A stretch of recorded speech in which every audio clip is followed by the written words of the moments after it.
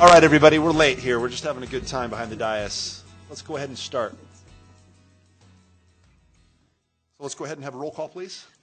Mayor Bagley? Here. Council members Christensen? Here. Finley? Martin? Peck? Rodriguez? Mayor Bagley, we have a quorum. All right, great. Before we stand for the pledge, just going to remind everybody, if you want to speak at the first call, public invited to be heard, make sure you sign up on the list. If you don't get your name on the list, you can still talk at public invited to be heard, but the one at the end. So between now and the time that we start that public invited to be heard, find a list and get your name on it, please. Now let's go ahead and have a pledge. I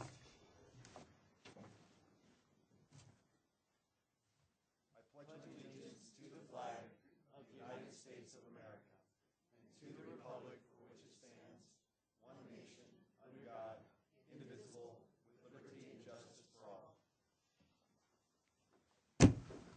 All right. Do we have a motion for the approval of the minutes of December 5th? All right. That's been moved and seconded. Moved by Councilmember Christensen and seconded by Councilmember Finley. Let's vote. Or sorry, Martin. Thank you. Didn't you? God, I'm just Martin and Peck. Somebody down there to my left did that. Let's go ahead and vote.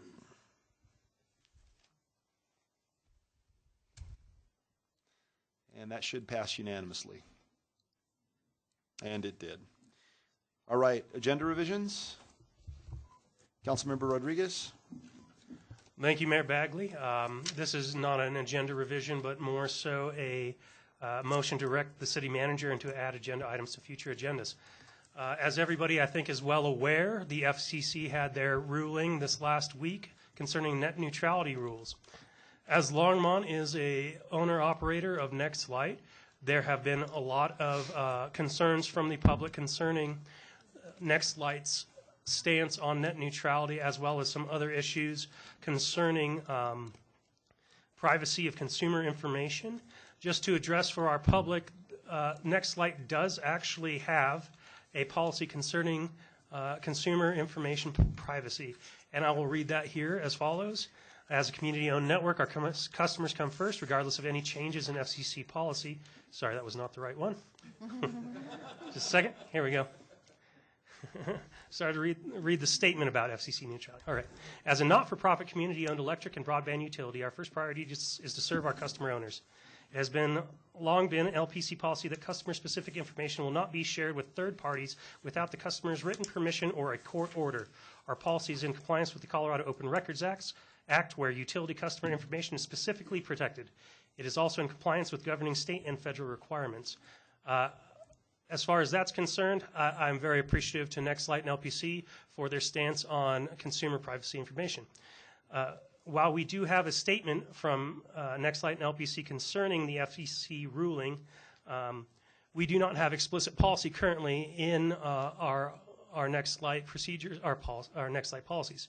As such, I worked with some various members of the community to create or to come up with some policy I would say some policy language that we suggest that LPC and NextLight look at to help us ensure that, as far as NextLight is concerned, that we are maintaining what would be considered net neutrality. As such, I have copies of this for staff, as for my fellow council members, including Mr. Roniotis, who is also here tonight from LPC.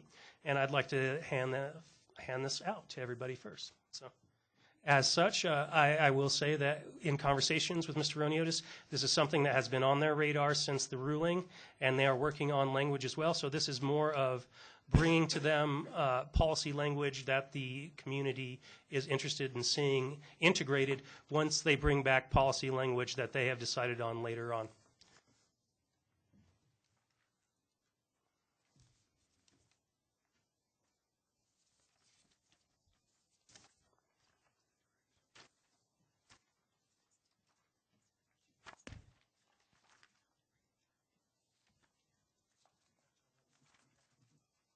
And Councilmember Rodriguez, is this who drafted this? I drafted this along with the help of some constituents. Got it. Is it possible just to put this on a future agenda so that we can So just, I think it's a great idea. So why don't we just have Tom Roniotis give us a brief presentation about his thoughts, where we're at, what the current policy is for LPC, and he can have the opportunity to look through this and just, we can have a discussion on it. Sound good? I'm the mayor. I can actually do this. Yeah. We're good. All right, cool. Thanks. All right. Mayor Pro Tem Christensen. I'd also like to bring forth a motion. The St. Vrain River. Yes, I'll figure it out one of these days. The St. Vrain River is Longmont's most distinct and beloved natural resource. For thousands of years, humans and animals have lived along this river together without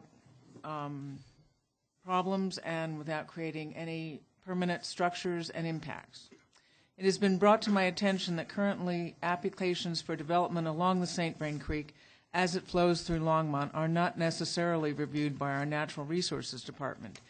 Because of the ongoing public taxpayer investment in the resilient St. Vrain flood mitigation project following the 2013 flood, we need this perspective. Therefore, I make a motion to direct city staff to write up specific language stating that all development, redevelopment, variance, and annexation applications for properties along the Longmont city reach of the St. Vrain corridor will be referred to the city's Natural Resources Department for review and comment regarding potential impacts to riparian and surrounding habitat, aquatic and wildlife species, and pollinators before any and all final versions are submitted to the Longmont Planning and Zoning Commission for review. Do you have a question, Harold Dominguez? No, we do forward. What I was going to say is we do forward the applications to the Public Works and Natural Resources staff for their review. That is part of our process. But is that true in all cases? I was told it wasn't. Joni, I think it is.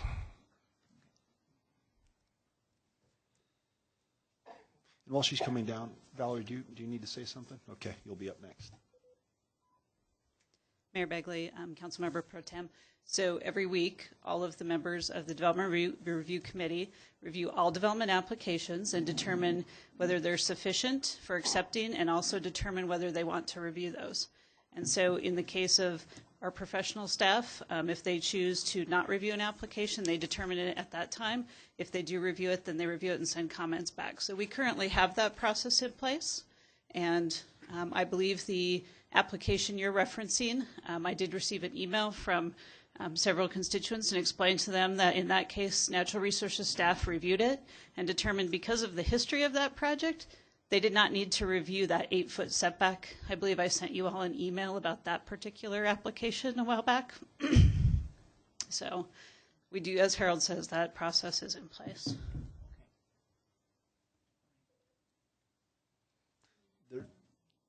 Technically, there's a motion and a second, and we need to vote on it if there's a motion and a second.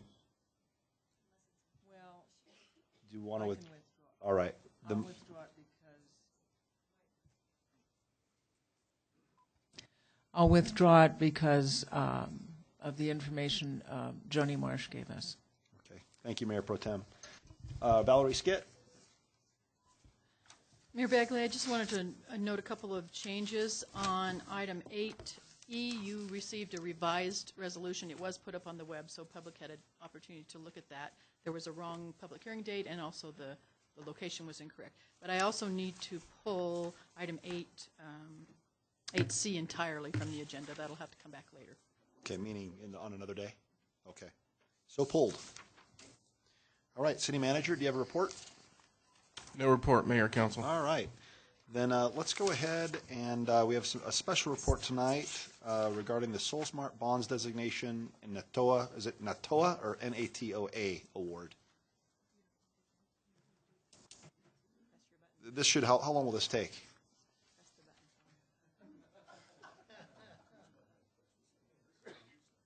There we go. Okay. Good evening, Mayor, members of council. This shouldn't take very long. Yeah, This should be but let's pretty do quick. this and then we'll go on to then we're going to go on to the visit Longmont. We're mixing things up. That's why I asked. Take Okay. all the time you'd like. Thank as long you. as it's not too much. All right. Mayor, members of council, I'm Tom Reniotis, General Manager of Longmont Power and Communications.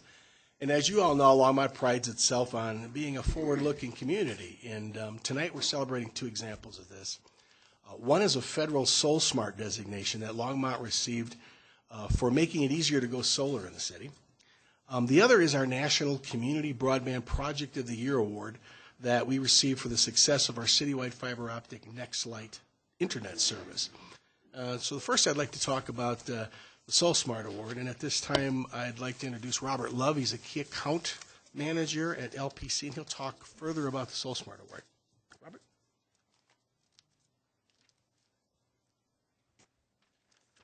Good evening, Mayor Bagley, members of council. My name is Robert Love, key account manager with Longmont Power and Communications. As Tom mentioned, we are pleased to announce that Longmont has earned the National Soul Smart Bronze certification. This certification recognizes what we've done to make installing solar energy easier for a Longmont resident. The U.S. Department of Energy's Sunshot Initiative funds the Soul Smart program, and Longmont is one of only 18 Soul Smart certified communities within Colorado. This certification reflects the attention that both LPC and Planning and Development Services have put into improving the customer's experience and making Longmont open for solar business. At one time, installing solar panels on your home was a lengthy process consisting of around 40 steps. Today, customers receive a simple 8-step checklist and can submit many of the required documents online, enabling them to reduce their solar soft cost. In the last 3 years, the number of solar customers in Longmont has nearly tripled, and this certification helps alert our residents that Longmont is interested in making this process simple for them, which in turn should encourage more participation within the community. And we have the award with us, and at this time, we'd like to ask the council to join us in having a picture taken. As always, we do this as a council, so let's go. You guys can keep the hats on, too, if you want. That's no fine. hats. All right, we're going to do hats. All right.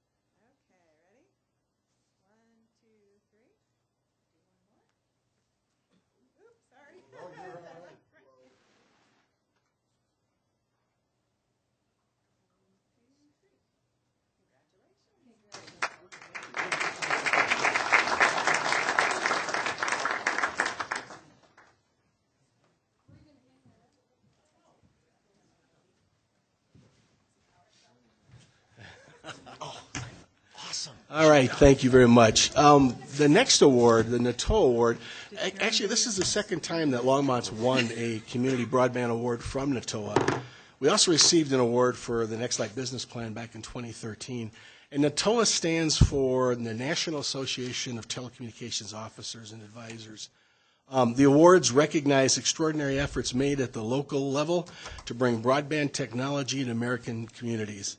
And the award really places us in good company. Prior winners included Chattanooga's fiber network and Kansas City's collaboration with Google Fiber. I think a lot of folks have read about. And as you all know, our NextLight broadband service gave Longmont the status of Colorado's first gig city and was the reason PC Magazine declared Longmont as having the fastest internet speeds in the country. The success of NextLight has really rapidly become a source of community pride and has actually become an inspiration for other cities who are considering providing the same types of services. So, I'd like to thank everybody who was a part of this, envisioning it, advocating for it, voting for it, building it, operating it, and even becoming one of our many NextLight subscribers. You've all made NextLight a glowing success and given Longmont a very bright future. And with that, I would like to take another picture with my staff and y'all and hold this glass artwork up. All right, hats on, let's go. Come on, Aaron.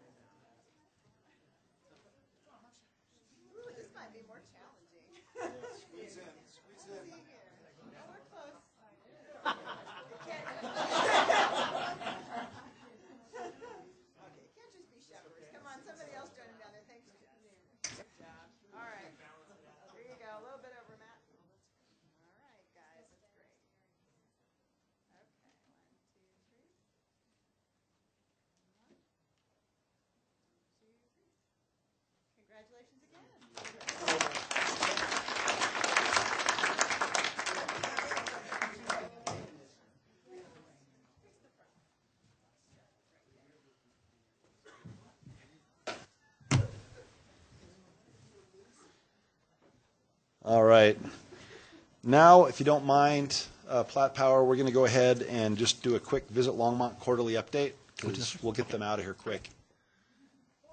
I mean, no, that's, anyway. I have a reputation here to keep up, people. All right, you got 2 minutes, Visit Longmont. I No, won't just take kidding. that Go ahead. personally. Thank you. Welcome, and thanks for being here. Yep. I'm gonna let you. Oh, that, okay. Gotcha. So, good evening, Mayor Bagley and City Council members. I'm sure that you received my third quarter report, and rather than focus on that this evening, I wanted to focus on results that we've received from our market research project that we engaged RRC Associates out of Boulder to perform for us from the months of May through September. So,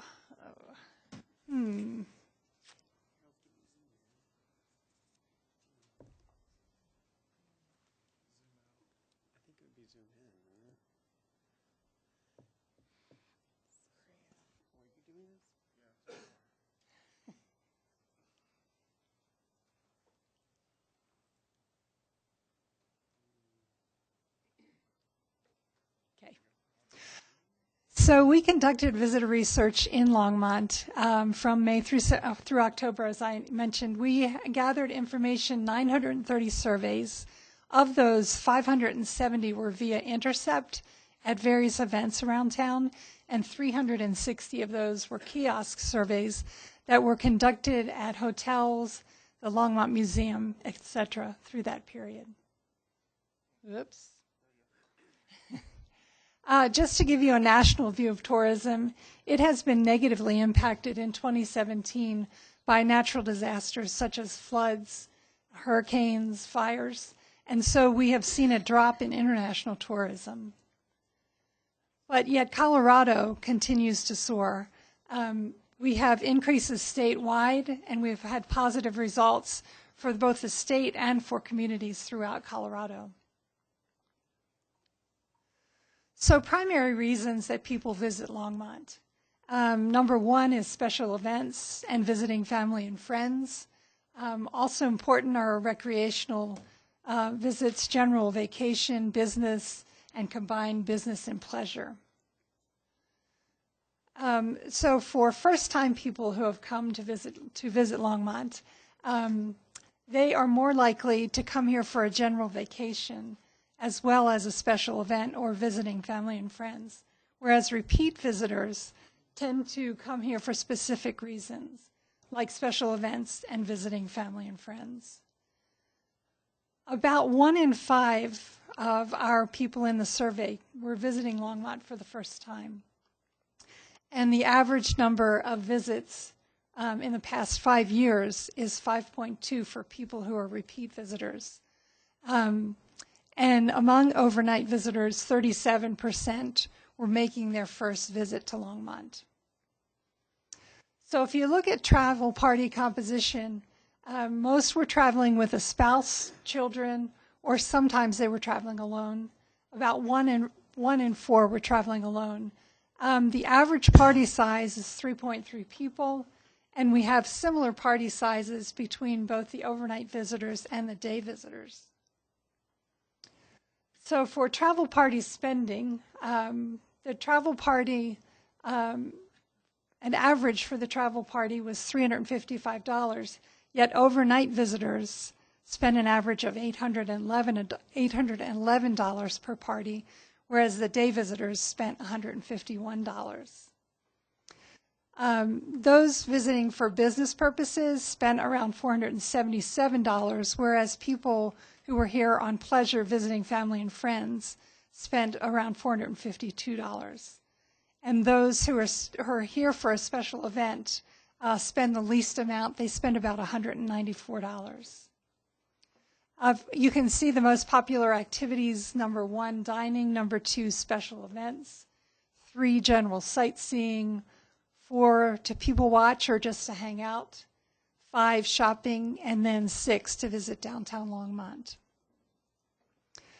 So as you can see on this breakout, dining out number 1, special event number 2, general sightseeing number 3. And we also noted that visiting the breweries, culture, performances, and arts, hiking and climbing, outdoor activities are important. But the variety of activities that we offer is one area that we could stand to grow in. For overnight visitor accommodations, the majority, about 50%, stayed in a hotel or a motel. One third were staying with family and friends. And 85% of the people surveyed said they stayed in Longmont. Average nights spent, I was really amazed at this, 4.8 nights with a median of 4 nights. And then by accommodation type, location was the most important factor in deciding where they were going to stay. And for those staying with family and friends, convenience was the most important factor. You can take a look at our top 5 states: Colorado, California, Texas, and Florida tied, and then Oklahoma, North Carolina, and Wisconsin tied. For our business travelers, 69% stayed in a hotel or motel. They stayed an average of 4.1 nights. They traveled with about 3.1 people, and then they spent about $477 on their trip. They are highly satisfied with everything they encountered here in Longmont. However, they're higher than household average income, yet younger in average age. And 62% of those business travelers are from Colorado.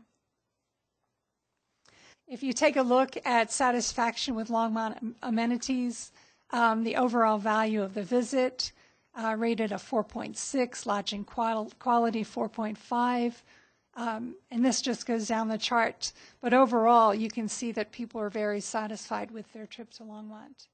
Likelihood to return to Longmont, it's very high for our municipality. We have a 9.3 out of 10 people who are likely to return. And repeat visitors are more likely to return than first-time visitors, with around 9.6 out of 10 for repeat visitors.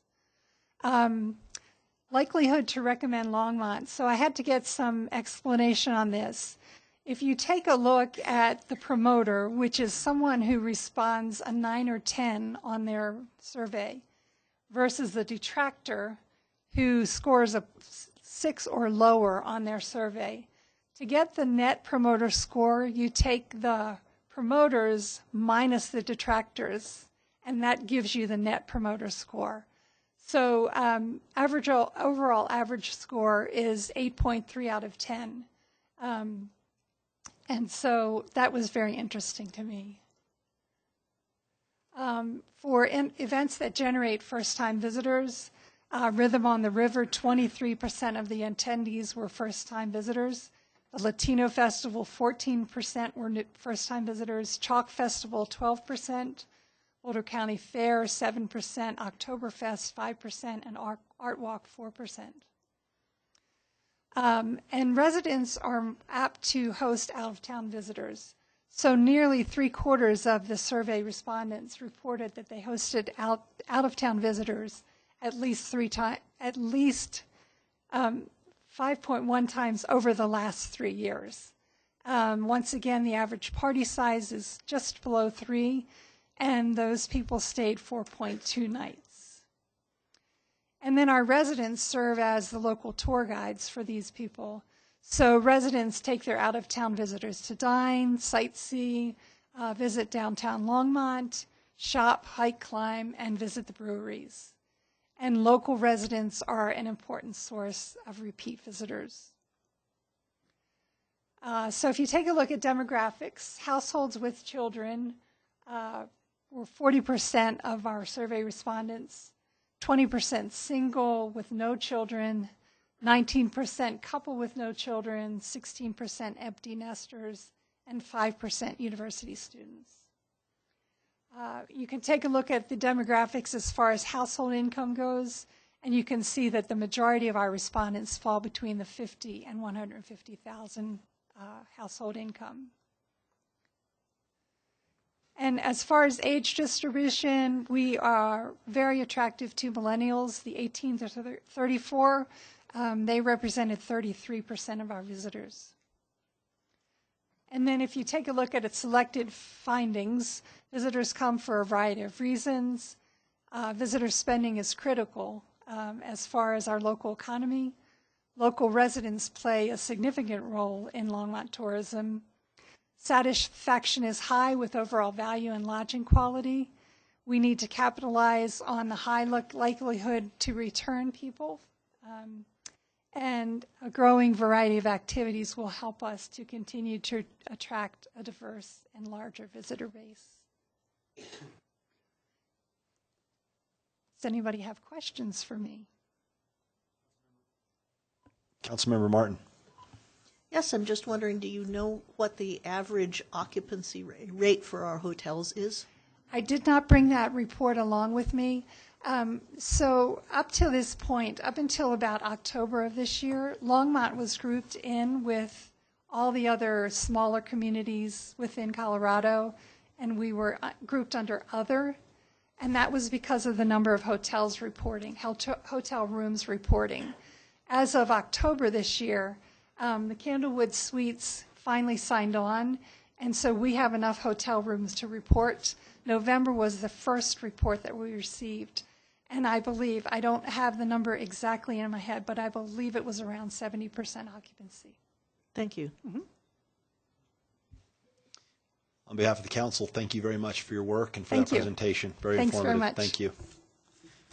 All right, now we will move on to the presentation by Platte River Power Authority on zero net carbon and their study that was recently concluded on feasibility of hitting that by 2030. Good evening, Mayor, members of council. I just want to quickly introduce, I'm Tom Reniotis again, General Manager of Longmont Power and Communications. And I want to quickly introduce Jason Frisbee. He's the General Manager of Platte River Power Association. You made me do it. Platte River Power Authority. And he's going to introduce his group and provide the zero net carbon presentation. Thank you. Welcome, Mr. Frisbee. Thank you. Mayor, members of council, it's a pleasure to be here tonight. How do I index this? Just to the right? Got it. We don't need me again. Let me, I brought quite a few people with me here tonight. Gary Vacinas is going to give the bulk of the presentation and go into a lot of the detail. But I have a lot of staff members here too. When we get into the question and answer phase, feel free to ask any of us. We can come up. Gary and I will probably sit up here. Just in talking in preparation, I'm going to ask council, it sounds like in going through the presentation, let's hold our questions to the end, because it sounds like as they go through it, I'm guessing they're going to hit on about 80% of them, maybe even more. And so we'll let them present, and then we can pepper them if that's okay. So go ahead. Sorry, Mr. That's fine by me, and if something comes up along the way, that's fine too. Andy Butcher's the Chief Operating Officer at Platte River. Alyssa Clemson Roberts is the Chief Strategy Officer. Dave Smalley in the back here is the Chief Financial Officer. You know Tom Roniotis. Brad Decker is responsible for modeling, and there's some other members from PACE and HDR here as well. What I thought I'd do is kind of ground us a little bit before we get into the detail of the presentation. Platte River was formed in 1973. Most of you are familiar with Platte River. Fort Collins, Loveland, Longmont, and Estes Park got together and formed Platte River Power Authority so they could control their electric future. I've been the CEO for about a year and a half, been with the company for 35 years. A couple of numbers that will be relevant as we go through the presentation. Our peak load this year was 661 megawatts, so the largest consumption in 1 hour during the course of the year. Typically it's in July. We delivered a little over 4 million megawatt hours on an annual basis last year. We project to deliver about 3.2 million this year, the difference being the surplus that we sell into the market. So you can put in perspective that the 4 communities need about 3.2 million megawatt hours to serve their energy needs over the course of a year.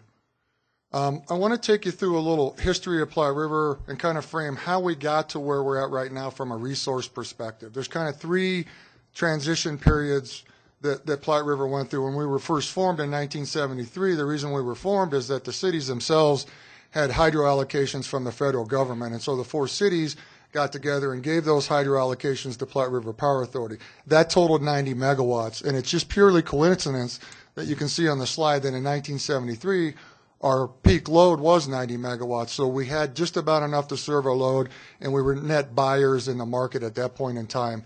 The board at the time realized that they really needed to procure some more resources, and back then it was hydro, or it was coal, or it was nuclear. There wasn't much of an appetite for nuclear back then. If those of you who were around here back then remember, Excel in Fort St. Vrain was having some issues, so the board went with coal, and there were 5 owners that went in on what's called the Yampa project. We're 18% owners of that, so there's 2 units over there. We get 77 megawatts per shaft over there. Used to be 75. Still wasn't enough. If you can see, by 1983, 10 years later, our peak load was 225 megawatts. So if you do the math, we had about 25 or so megawatts more than we needed. That's not a very good reserve margin, as you'll hear a little bit later from Gary. The board had made the decision by 79 and 80 to build a Ride Energy Station, which is Platte River's only, solely owned and operated coal facility. So that went commercial. I don't know why, but on April Fool's in 1984, I've never figured that out myself. Would have done it a day before, a day later if it was me. That was 250 megawatts. So now we were very long in resources at that point in time, and you'll see as I transition through these 3 slides that we really didn't need to add capacity at that point in time. We became net sellers into the market, and that served the organization well because we generate additional revenue, and that would subsidize the rates that we charge to the cities. We did, and we're the first in Colorado to offer wind to our customers in the form of Medicine Bow. You can see that staged in 98, 99, and 2000.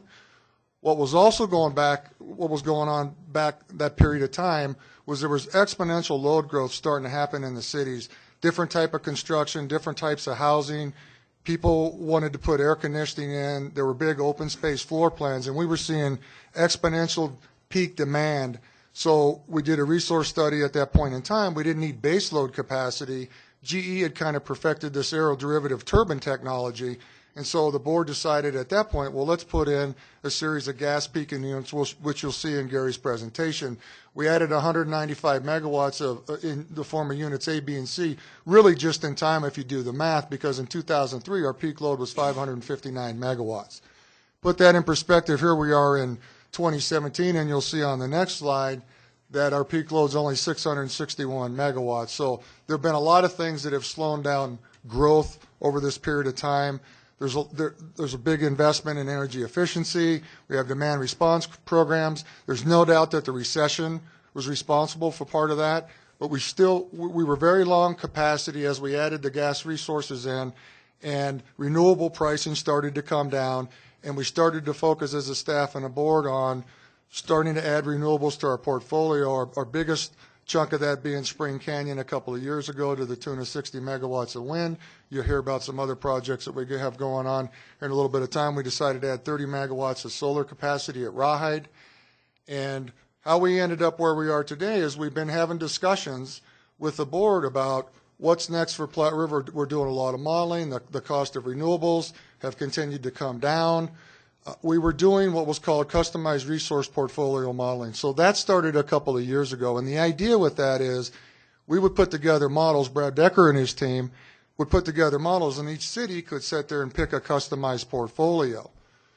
As we continued to have discussions, we thought, gee, well, Platte River was founded on this idea that 4 communities came together to take advantage of economies of scale. Why don't we look at this from a system perspective?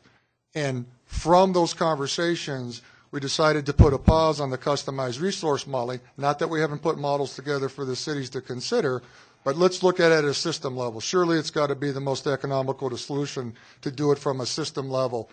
Let's go ahead and see what it would take by 2030. There's nothing magical about that date. It coincides with carbon plan of Fort Collins and some initiatives in Longmont, but in order to do this modeling, we had to pick a date and put some parameters in there. Let's take a look and see what it would take us to get to zero net carbon by 2030. In July, the board approved us doing that modeling, and we hired Pace. By the way, we have the capability to do all this modeling ourselves internally, but we thought, why not hire a nationally recognized firm to do this, to bring some credibility to it, because when you do modeling like this, there's a lot of assumptions, and you can beat up the assumptions, and you can say, well, I think your surplus sales price is too high, or the rate at which renewable costs are going to decline is not aggressive enough. I want to caution everybody as we go through this, and I know some of you have seen this already, because this is about the 13th time we've given it since the December 7th board meeting. Hopefully this is our best time, because we've gotten a little better at it. I want to caution everybody that it's just one initial model run. As a CEO of Platte River, I would never take any recommendation of the board that probably we hadn't gone through 100 iterations of and refined and refined and refined until we got close. So this is just a snapshot in time. With that, I'd like to introduce Gary Vicinas, Pace Global. Many of you are familiar with them. If you're not, they're a leader. They have a lot of experience in power, natural gas. We've used them in the past for other things. They focus on strategic planning and risk management. We'll use them in the future. They understand the values of the 4 communities that they serve. They understand our mission at Platte River, and I think that's important anytime you hire a consultant.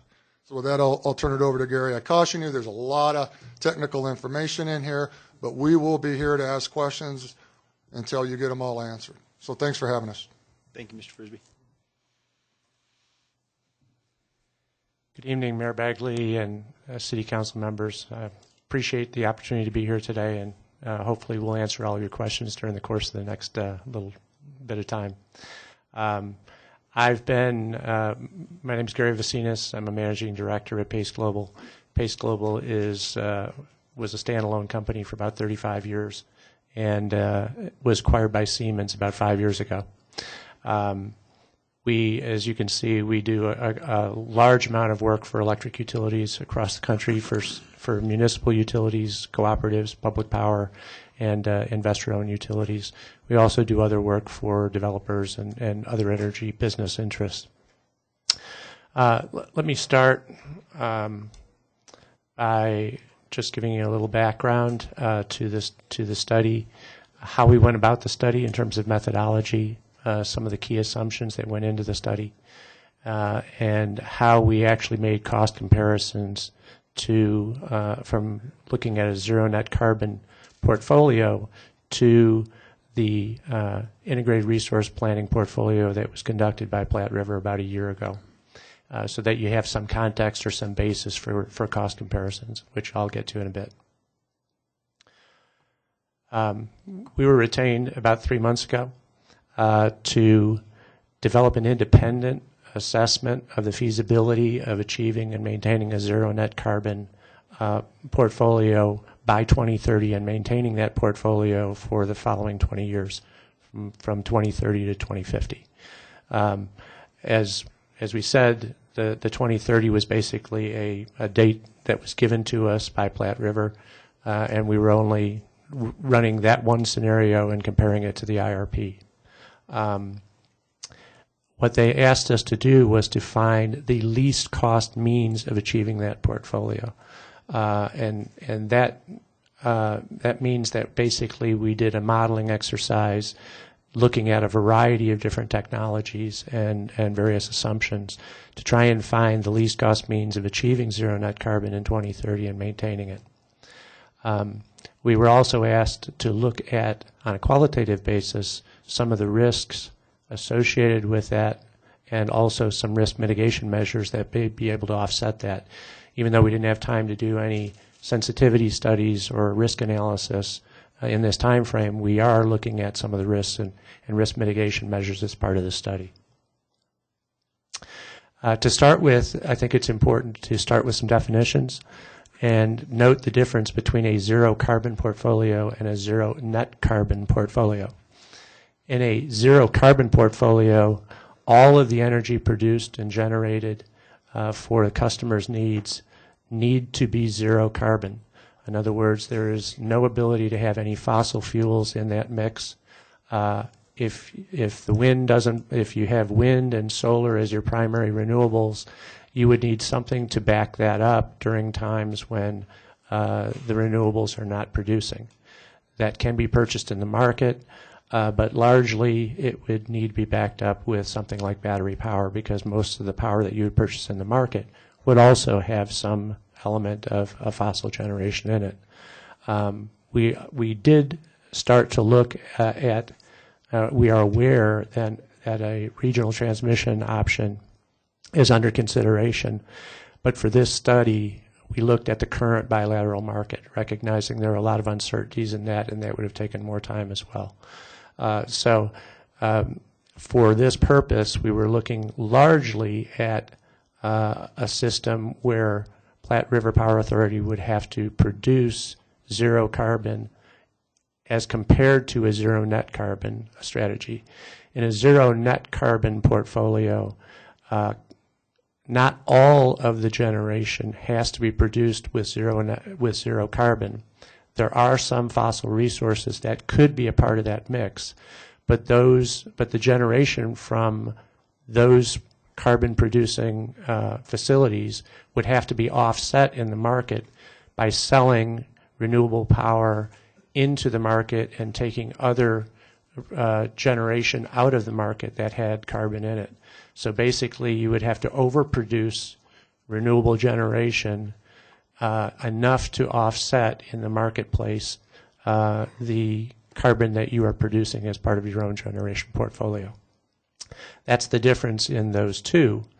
And to do that, basically, we ran a industry model that is one of probably 4 or 5 industry standard models that are used that have the capability to both simulate the operation of not only Platte River Authority's generation fleet, but also for the broader region. And we used a tool called Aurora. It is put out by EPAS.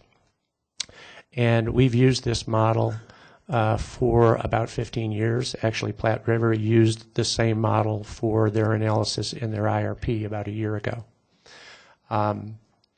This model has the capability not only to dispatch all of the existing plants in the region, but also has the ability to determine what is the most cost-effective way of retiring plants and adding new generation sources to meet different constraints.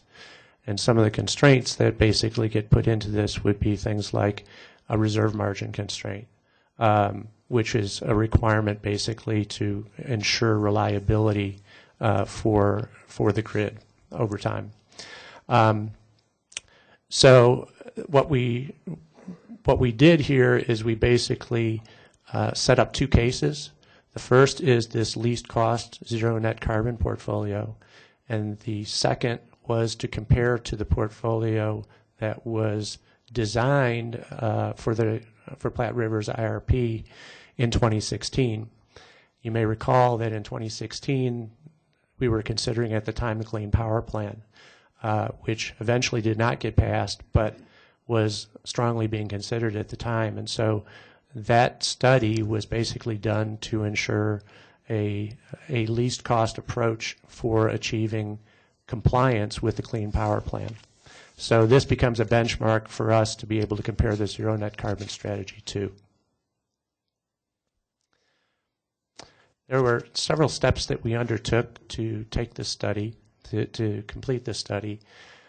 And one of the things that this model can determine a least cost portfolio, but it cannot simultaneously find a zero net carbon portfolio and a least cost portfolio. So we had to do some iteration to be able to achieve the multiple objectives. So the first thing we did is we had to find out what the marginal rate of carbon being produced in the region is. And we had some historical data. We used this. This was an EPA database that we used as a starting point. And it was the best available information that we had at the time to be able to use that number. That number from the published source is 1,803 pounds per megawatt hour. And that's based upon the market today. That can change over time. We kept it, for purposes of this study, we kept it constant over time, recognizing that as more renewables come into the mix, that could decline over time, and we may be underestimating a little bit the renewables that have to be purchased by making that assumption that it's constant over time. However, we did run a sensitivity, and the results basically would not be significantly different down to about 1,400 pounds per megawatt hour. So there's some flexibility built into this, as I'll show you in a minute. So then we had to have a starting point for the iterations that we did. So we assumed an initial renewable energy requirement as a percentage of load. That could have been 100%, it could have been 90%. It was just really a starting value. And what we then did is we basically let the model choose what was the most efficient way or the most cost-effective way of achieving a zero net carbon portfolio. That I'll show you the calculations in just a moment. And then what we did is we went and we solved for that, and we looked at, on an accounting basis, we looked to determine whether or not zero net carbon was achieved. If that wasn't achieved in every year from 2030 to 2050, then we adjusted the renewable percentage until we actually achieved that value. And you can actually see in this table how we actually accounted for the tons. This is a snapshot in 2030 that actually looked at the least cost zero net carbon strategy that we found in that year. As you can see, there's no coal in the mix, but we've got a total annual generation that was solved in the model for each of the different types of classes of generation. CT stands for combustion turbine, which is a gas-fired peaking facility. Those are the existing peaking facilities that Jason mentioned a couple moments ago. Combined cycle is another gas generation facility that was actually determined to be built in the model at the same time that the coal plants were retired. Then there's the existing hydro, and then there's a lot of solar and wind. Some of those are existing solar and wind, and others were built as part of the least cost solution. For each of those, you can see the generation that was produced in that year for the model, by the model, but there's also an emission rate for each of those units that was applied to that generation to determine the total amount of counting tons of carbon or CO2 that was actually produced in that year. And you can see that both of the gas types of generating facilities produced carbon, the total of which was about 386,000 tons of carbon. As part of determining zero net carbon, you basically have to offset at least those many tons through net exports. And so what was exported into the market was about 586,000 megawatt hours or 586 gigawatt hours of power produced from renewable facilities that were built or assumed to be built under PPAs and exported to other places in Colorado, reducing elsewhere in Colorado the amount of generation of carbon-producing generation by that same number that we were talking about on the last slide, which is 1,803 pounds per megawatt hour of carbon. So you can see in this calculation, we actually achieved better than zero net carbon by about 99,000 tons in this year. Now, it has to be, for us to stop the iteration, basically has to achieve a negative or zero number in every year from 2030 to 2050. So here's a snapshot. Well, that was a snapshot in 2030. This is actually a picture of what the carbon produced is in each year throughout the planning horizon. You can see, looking first at the solid green line, you can see that today over 3 million tons of carbon are produced, or CO2 is produced in 2018. That number drops over time down to that 387,000 in 2030 that I just showed you the calculation of, and then it basically flattens out over the remaining term.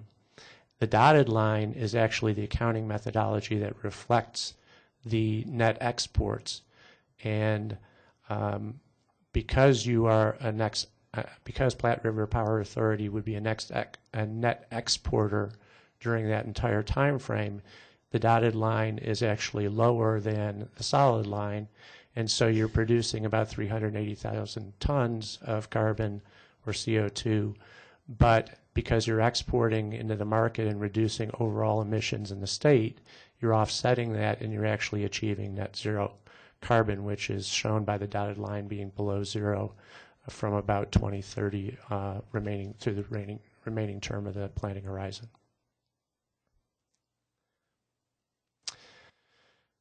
So now I'd like, before actually going through some of the results of the two studies, there were some key assumptions, as there always are going into any study, particularly when you're doing a snapshot, as we were. So the first was, and these assumptions were given to us by Platte River, the first is that all of the coal generation that currently exists from the Craig units and the Rawhide units had to be retired by 2030. The model actually chose when to, on a least cost basis, when to retire those units, but that was a requirement of the analysis.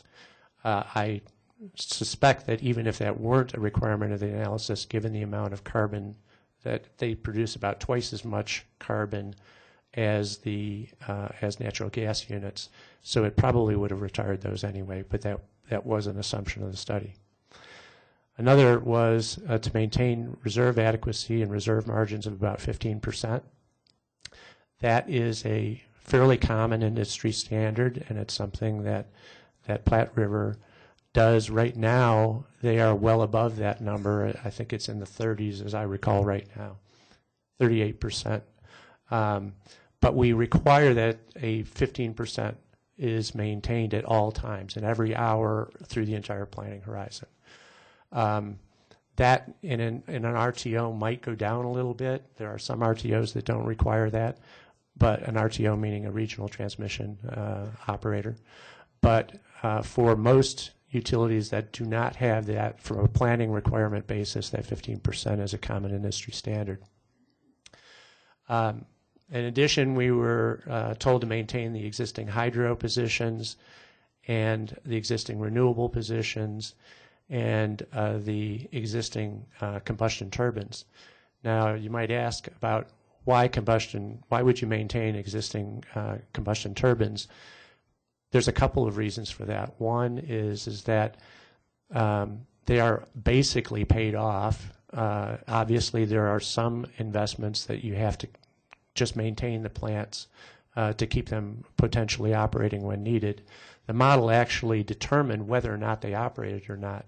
But one of the real advantages of having something where you don't have to invest a lot more money is that those plants can help them achieve the reserve margins at virtually no cost or very, very low cost.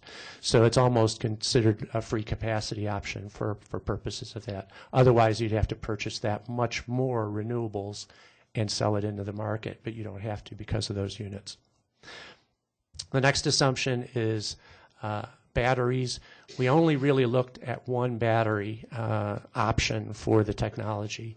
And there are a lot of batteries that are out there. Some of these are emerging technologies. Probably the most proven technology thus far that could be used for these longer-term planning purposes is lithium-ion. It's not the only option, and there are others that potentially could give you a longer battery life. But for purposes of this analysis, we looked at a 4-hour life and a peak credit of about 75%. And what that means is that for 75% of the time, you would be able to call on batteries for 4-hour periods of time.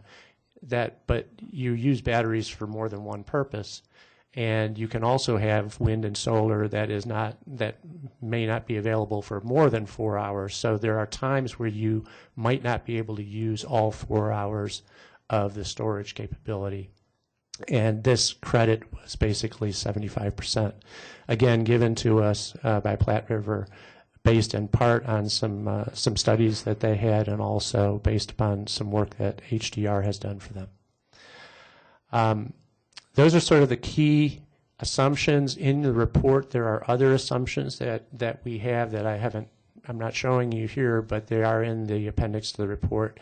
That would include gas price forecasts, coal price forecasts, emission cost for CO2. We did make an assumption. It's not exactly the Clean Power Plan. We had done a lot of analysis a few years back on the Clean Power Plan and what the impacts would be on prices by modeling the entire country. And we came up with prices that were under $10, and we ran a lot of sensitivity studies. Under almost all assumptions, the prices didn't rise over $20 and stayed fairly close in real terms to about $10. So we actually delayed implementation, but we did make some assumptions around what a future carbon scenario might look like. Obviously, nobody knows what may happen in the future, but we did make an assumption that there would be a carbon price. The next slide basically shows a comparison of solar versus wind costs over time. And you can see a couple of things on the slide, and I'll just briefly show that, then I'll show you the components of it. This is not just the PPA cost that if Platte River Power Authority were to go out and ask bidders to come in with a quote for 20 or 30 years, that's one component of the cost. But actually, this next slide shows that there are other components that go into the cost as well.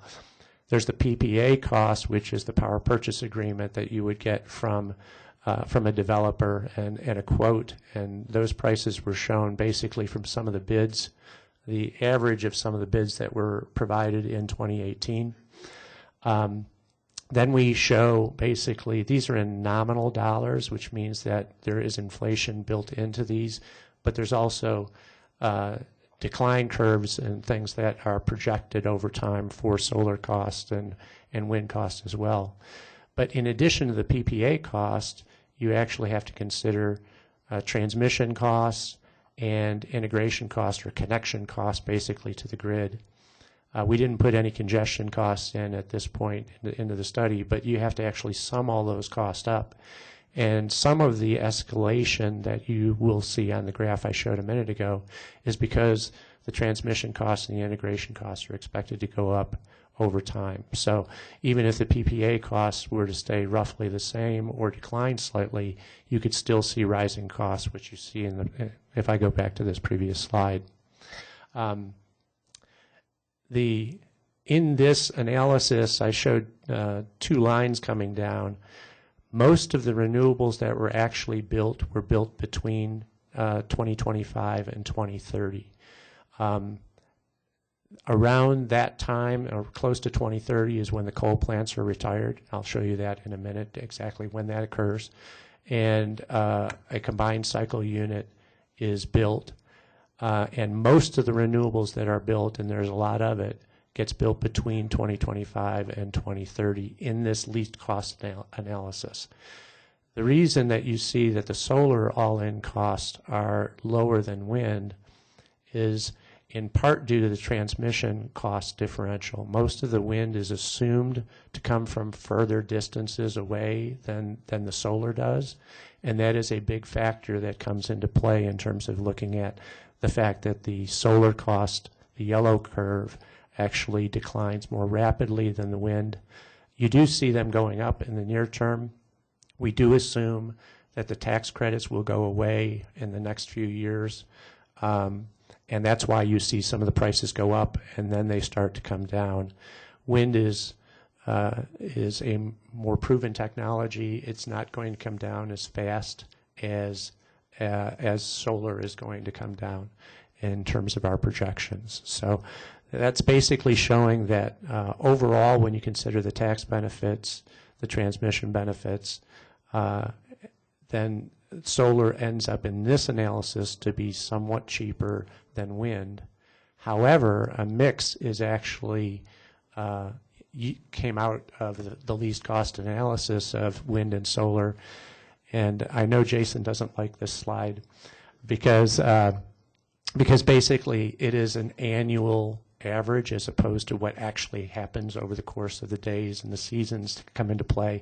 All of these are quite volatile, and this makes it look like wind is relatively flat. Well, if you average it out over a 24-hour period and you do it over the course of a year, it is less volatile than solar, which actually comes during parts of the day and tends not to be available at nighttime. So you do see, I mean, in general, this is true that solar has a lower overall capacity factor, about half of that of wind, but it isn't true that this is steady over time. As a result of that, and the model actually looks at every hour of every day for the entire planning horizon, it will take a mix of wind and solar under those circumstances, which you'll see in a moment. This, again, is more of an illustration than how the model actually works. And the reason I say it's an illustration is that this is an average over the planning horizon. And so we basically took how the solar costs coming down over time, we actually averaged that or basically calculated a levelized average price for each of these just to illustrate the point that the model is looking at this every day and it's making decisions. So this curve would change every year and even within years potentially. But over time, when you looked at it, one of the things that the model is doing is it's looking at all of these different technologies, including wind and solar, reciprocating engines, combined cycles.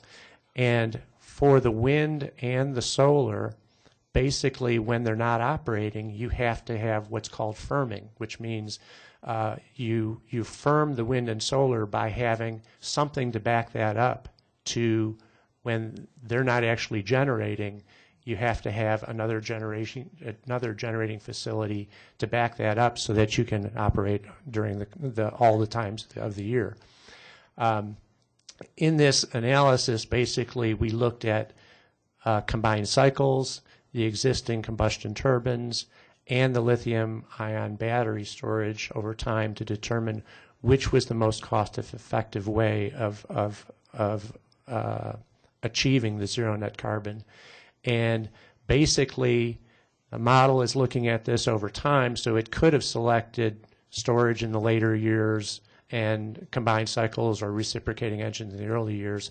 But given the assumptions that we put into this analysis, the solar was not as competitive as the combined cycle for this one case, for this study.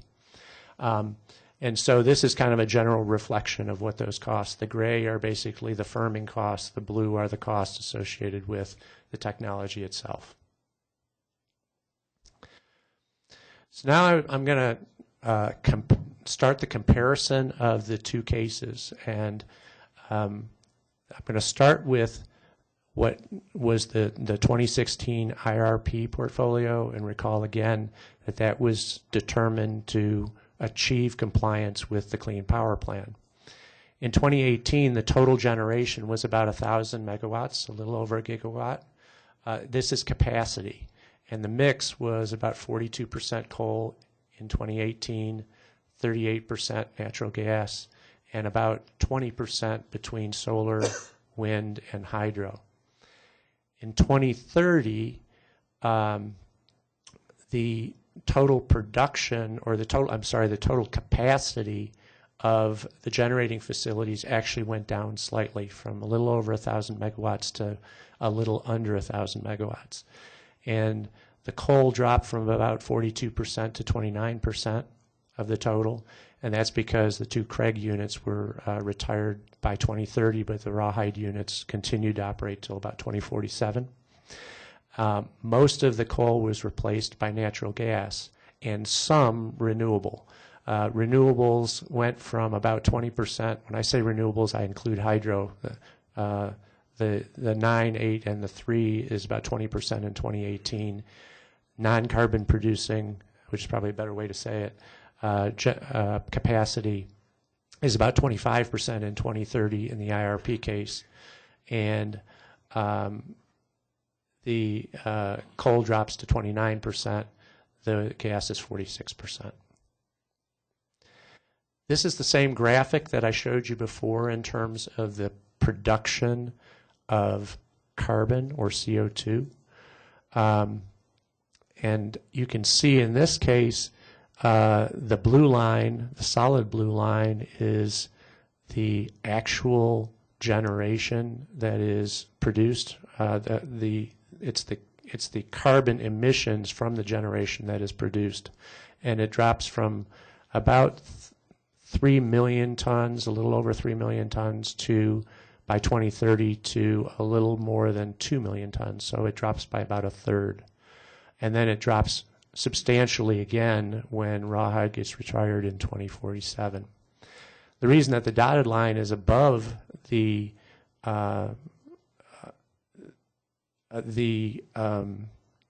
solid line is that it in 2030, instead of being a net seller like they were in the current period and actually throughout in the zero net carbon strategy, it becomes a net purchaser in the 2030 to 2050 period.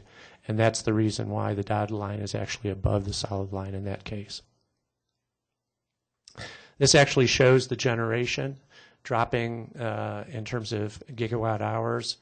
We show that the coal drops by about a third between 2018 and 2030 in that scenario, then levels off and drops down to zero, and is replaced by a combined cycle plant in the IRP portfolio.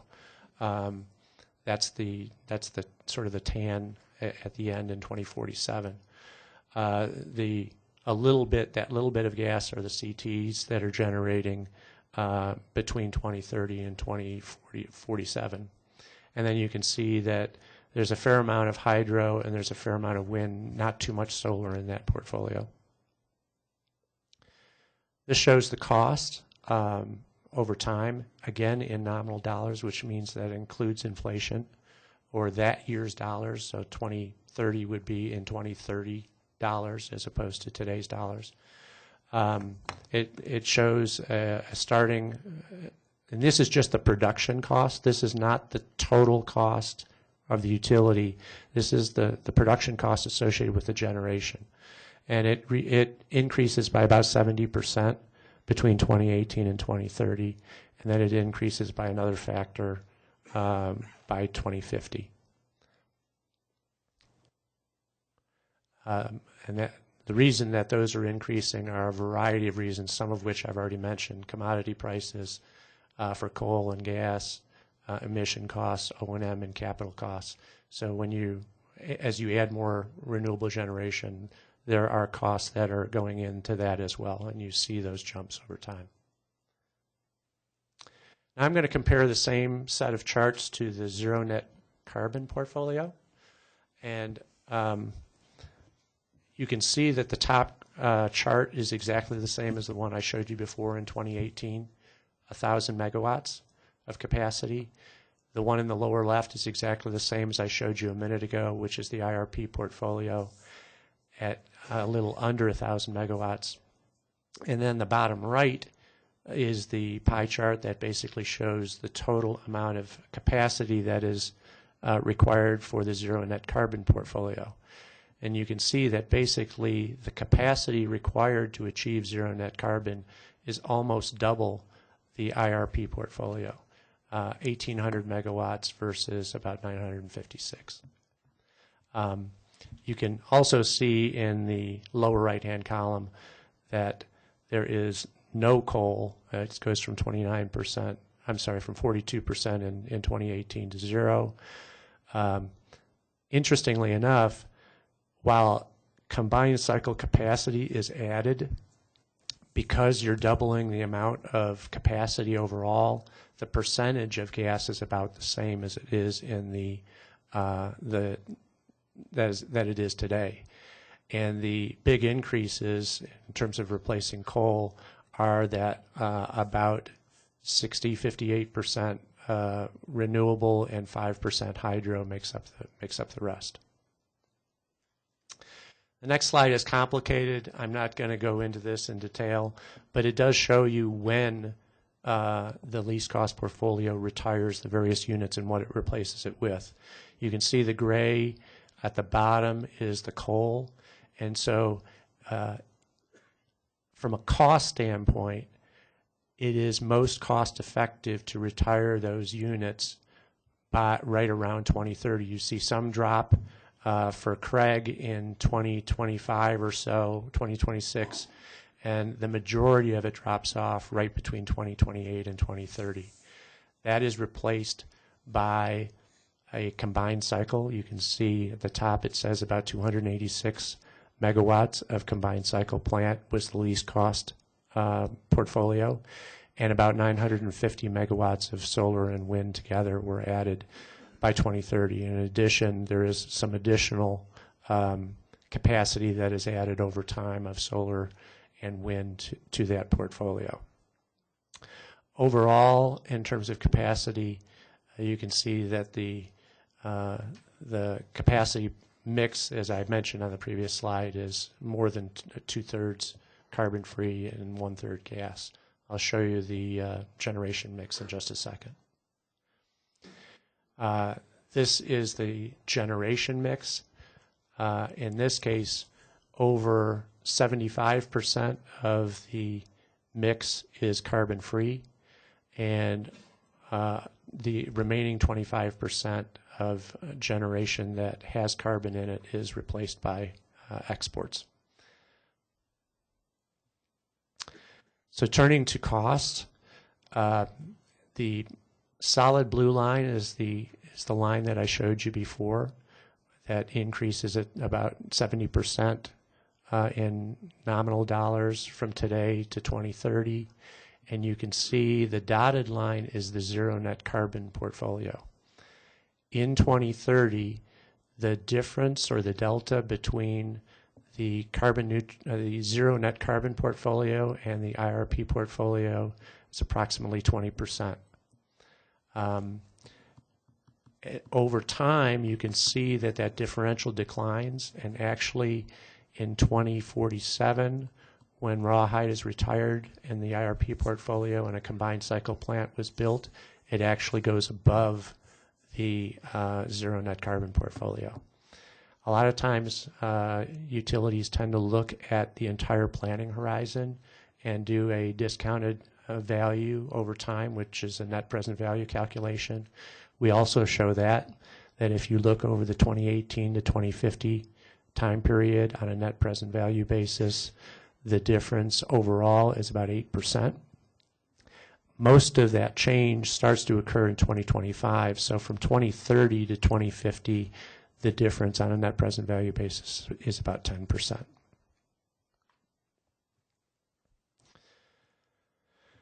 Hence, our conclusions.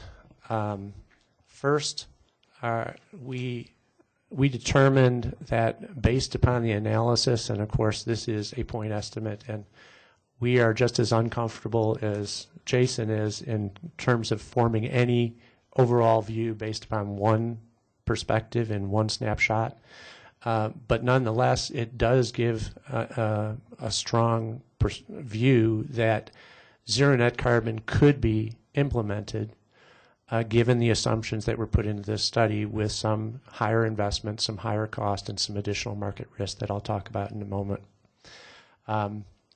It would require almost 950 megawatts of renewable, but it also, on a least cost basis, would require about 286 megawatts of a new combined cycle gas-fired generation.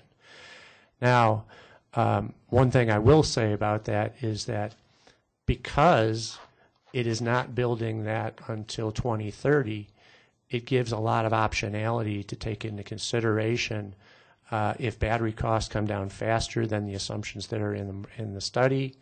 There is plenty of time to take advantage of that before Platte River Power Authority would have to make any decision with regard to a natural gas plant. So this does give a fair amount of optionality into the portfolio, which could be valuable because no one knows for sure how fast battery costs are coming down or how fast solar costs are coming down. So having some flexibility to be able to take advantage of that can be advantageous, and this actually would allow that to happen. The ion battery storage, lithium-ion battery storage, was not economic in this analysis. Now, we didn't look into all the details for what I would consider really short-term kinds of things. This was basically looking at the broad analysis of whether or not it is the most cost-effective way of replacing coal. And from that standpoint, it is not the most cost-effective way to do that. More study would be needed to look at some of the more intricate, shorter-term kinds of capacity capabilities. It's pretty clear to us, based upon the analysis that we did, that if you were looking at a zero carbon rather than a zero net carbon, the cost would be higher. First of all, that's obvious by the virtue of the fact that it didn't pick a zero carbon strategy as the least cost strategy.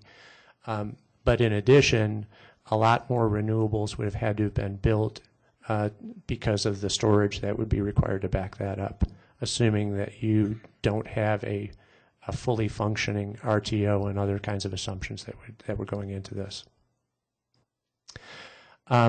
Some risks that need to be considered in interpreting these results, one of which is that we focused on Platte River Power Authority attempting to achieve zero net carbon, and all of the other utilities in the region were assumed to be looking at a least cost strategy without trying to drive to a zero net carbon strategy. If you were to make that assumption, a number of factors would have to be taken into consideration at the same time, and we didn't have an ability in the time available to be able to look at those things. So some of which would be that if others were trying to achieve zero net carbon at the same time as Platte River, then you would have lower offset values, you would have more renewables would have to be built, and basically you would have to consider a number of other integration costs and transmission costs, because then you could potentially have more congestion, more need for transmission in the region that would not necessarily be necessary if it was just Platte River. Another factor to just take into consideration is that committing too fast to renewables may prevent Platte River Power Authority from taking advantage of the decline curves in the cost of batteries and the cost of solar over time and things like that. So doing this on a gradual basis might be a more cost-effective way to achieve it. The last thing I'll mention, and I'm going to talk more about an RTO market in a moment, but the bilateral market as it stands today is not as liquid, is not as easy to sell into the marketplace as it would be in an RTO or regional transmission operator type structure. And so it might be more difficult to actually achieve this in the current bilateral market than it would be in an RTO-based market. Turning to risk mitigation measures, the first one is the RTO structure, because joining the RTO could actually have a positive impact, transmission aside, but because one of the things that we showed earlier is that there's significant transmission costs to bring in wind from remote sources. It's one of the reasons why solar looked better than wind in our assessment. In an RTO structure, that may not be the case, because basically within the RTO, from all of the utilities that are participating in it, they would all basically be having the same transmission rate, which would reduce those differentials and would potentially make it cheaper to sell the excess power into the market. There are other things that could also potentially mitigate some of the cost differentials that we're showing here.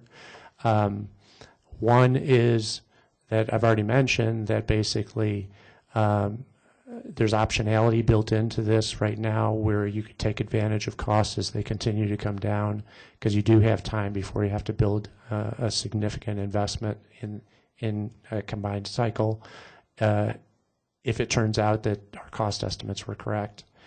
And also there are other factors that you might consider, or that Platte River Power Authority might consider, which would be to provide additional incentives into places where you could locate that would minimize the cost of the grid and potentially minimize additional transmission requirements. So those are basically the assessment of the study. I'll flip the chart. Do you want to come up here? Okay.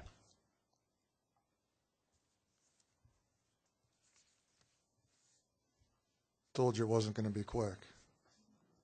Just a couple more before we get into questions. Just wanted to make the point again that I did earlier in the presentation, that we were actually the first utility in the state of Colorado to offer wind. That today, in the 4 communities, you're receiving 30% of all your delivered energy from carbon-free resources. Last year, that was the highest in the state of Colorado. We had a very significant board meeting. In my opinion, I've been in 20 years worth of board meetings. I'm not saying this just as a CEO. I think the board meeting we had on December 7th was every bit as significant as the board meeting that took place when the decision was made to build Rawhide. A couple things happened there that were significant. We've talked a little bit about the RTO market, Southwest Power Pool. The board has authorized me to sign Platte River into the SPP market. There's a lot of negotiations that continue. But if you were to simply ask yourself one question, and that is, what's the most efficient economic way to integrate renewables on a system? It's on a regional basis, and there's no doubt about it.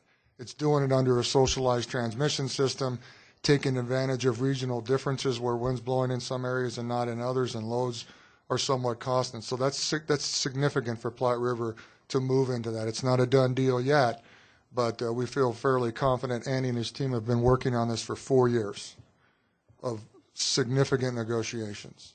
The second thing was we did an RFP for 50 megawatts of wind. We came back and the pricing was so advantageous.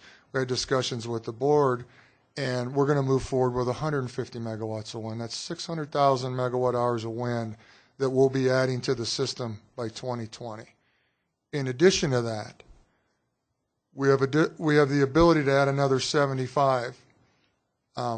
We don't want to do that until we sign into the SPP market, because we know it's a lot easier for us to balance those renewables on a more regional basis. The third thing, in my opinion, that was significant, there were several things that were significant, but the third thing was we were moving forward. We've added 30 megawatts of solar at Rawhide, and we were going to do 5 megawatts of community solar, and there were some issues with import tariffs. There were some thoughts that there would be taxes levied on Chinese solar panels, and so there was some reluctance on the bidders to commit to a price, obviously, at that point. In the middle of that, negotiations kind of broke down, but we said to ourselves, why just add 5 megawatts of solar? Why don't we take a step back and do a little bit bigger community solar project, maybe 20 megawatts or so, and let's add a battery component to that so we can begin to familiarize ourselves with that battery component. I think that's another example of Platte River looking at, being optional, being adaptable, and starting to gain some familiarity with additional technology. So let me finish with where we kind of started, or where I started before I turned it over to Gary, and that is, this is the first step in demonstrating that this is achievable. This isn't a 100% rate increase. This isn't a 200% rate increase. This is, Platte River is founded on 3 pillars, right? Environmental responsibility, right? Financial sustainability and reliability. We want to make sure that I will never make a recommendation to the board, that all 3 of those things aren't in place. And this is a step towards moving there. Clearly, if you're going to say, what is our goal here? Is our goal really to put a stake in the sand in 2030 and say, we want to accomplish this? Is the goal to remove carbon? If the goal is to remove carbon, you move into an RTO, clearly, so that you've got regionalization. Another way to look at it, we've just digested this ourselves. We actually got this report about 2 days before the board meeting, and we've been on the road talking about it. we're going to get through the holidays. We're going to sit down and say, what does this say to us? Talk to Pace. What does it say to you? Where do we go from here, and how do we move forward with this and meet the needs of our owner communities? So we've clearly got a lot more work to do, a lot of cost, risk analysis. The boards can, it's ultimately the board's decision. Each community is represented by a mayor and someone that's appointed by your boards, typically the utility director. In this case, we've been guided by Chairman Rodionis for several years. I see Dennis Coombs here was longtime mayor here, was part of this. I appreciate you coming out now. Mayor Bagley, the other communities have been represented. To me, the significance is that the communities have come together and said, hey, let's move together forward and let's do the right thing for the Front Range. Let's not just focus on what may be best for Longmont or Loveland or Estes Park or Fort Collins, but let's stick with these principles that have served us well and, by the way, provided us with the lowest rates in the state of Colorado by a significant margin. I believe as a CEO there's no reason that we can't continue to maintain that competitive position, continue to be a leader in renewables as we move forward. And we weren't waiting for the study to be done. We were moving forward anyway with additional wind opportunities, with community solar, and we're going to continue to do that. It's served us well over the years to be adaptable and to be flexible. I spoke at a previous meeting that I was at. The most expensive wind we bought may surprise some people 5 years ago, $72 a megawatt hour just for the PPA. We thought we were getting a really good deal at the time. If we would have went all in, costs would be significantly different.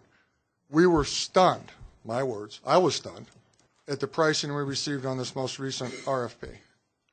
And that's why it was easy for us to move to a level that was significant. It's about as much as we feel comfortable, I know Andy and his team from an operations perspective, fitting on the system. It's important to differentiate before you ask us questions.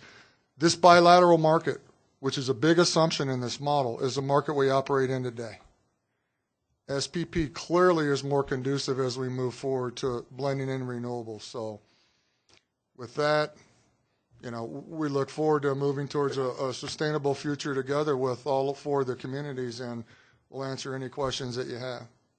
So thanks. And thanks for bearing with us. I know it's a long presentation. Oh, yeah, I was just dying here. No. Thank you, Mr. Frisbee. In all seriousness, thank you very much. So I noticed that all of my council teammates have been writing vigorously, so we'll just go down the list and ask some questions. We'll start with you, Councilmember Martin.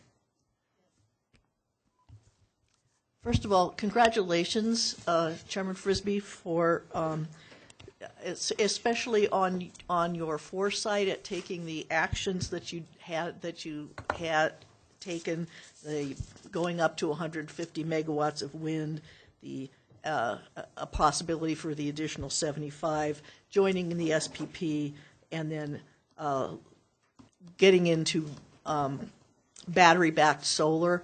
I think all of those are brilliant steps in the right direction and really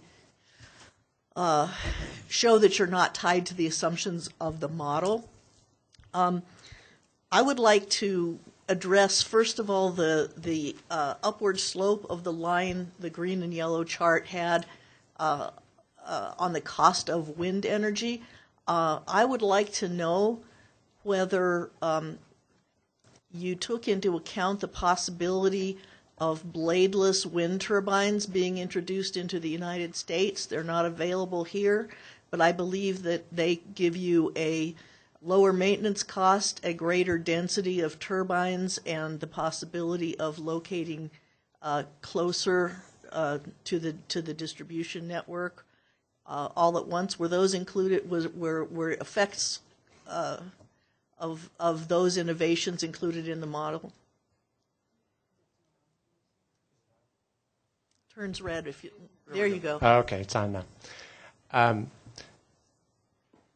For our current analysis, basically, we started with the PPA prices of wind today, and our technology group basically gave us assumptions around what the decline curve for wind would be. We know that that the heights are getting bigger and the blades are getting bigger, and some of those factors are taken into consideration. In real dollars, those wind costs are going down on the chart. It's the inflation that's actually causing them to go up slightly over time.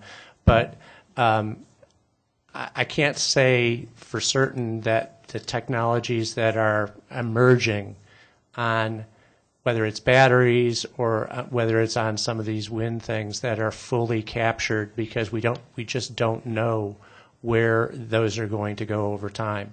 So we know that it's a more mature technology than solar is and that battery is. We know there will continue to be improvements in technology over time, offset to some degree by some of the costs associated with it. But our technology costs are basically our best guess of those views over time.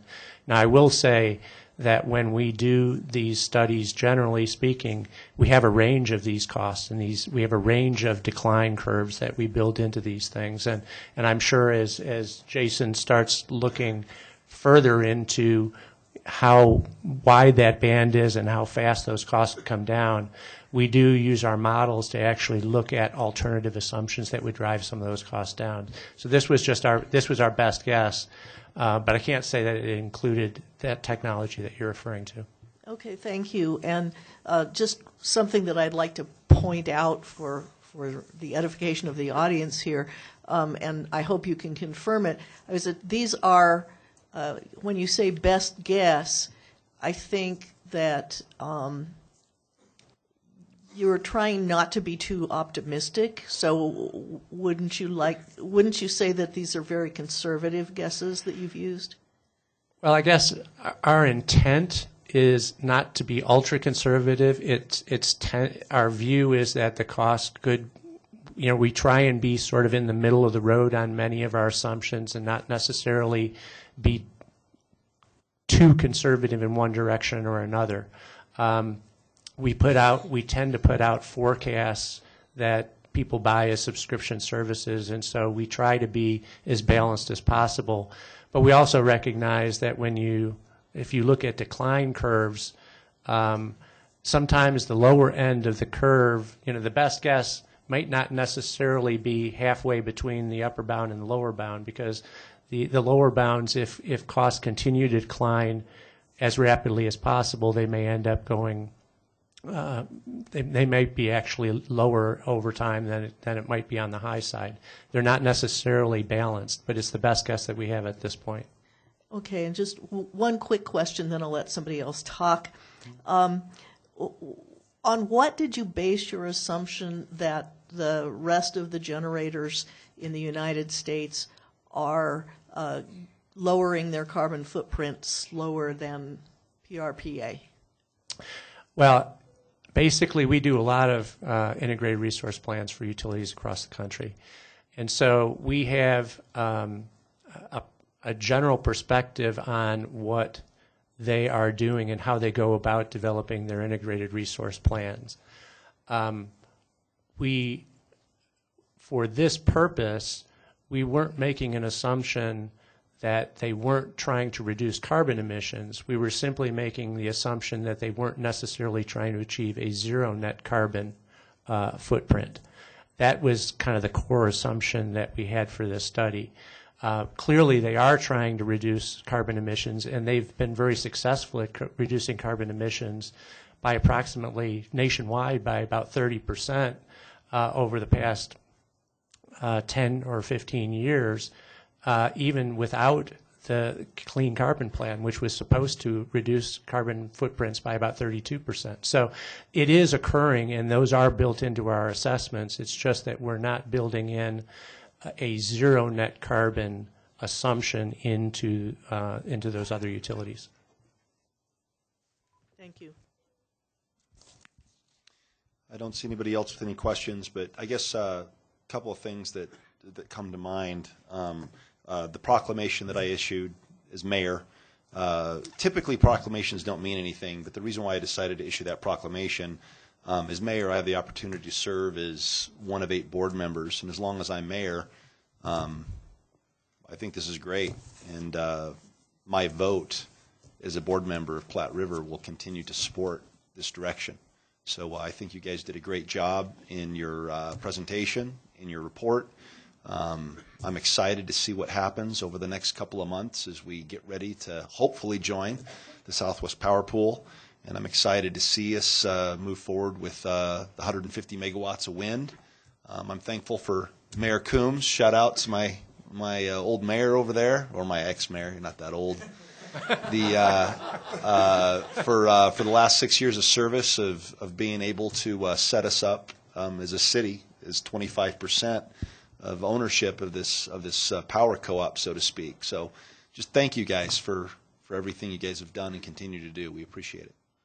You're more than welcome. Thanks for bearing with us tonight. I'll just end with this, that we'll be 48% non-carbon energy by 2020, and as we move into SPP, which I think we will, if we add the additional 75, we'll surpass that 50 threshold, which if you would have said that to anybody a couple of years ago, I know I would have got laughed out of the room. But it's happening and it's real, and we're moving forward and we're excited about it. And this is just the beginning of a lot of work that we've got to do. But we look forward to sharing with you in a transparent manner as we go forward the findings as we move along. So thanks for having us. Awesome. Thanks, guys.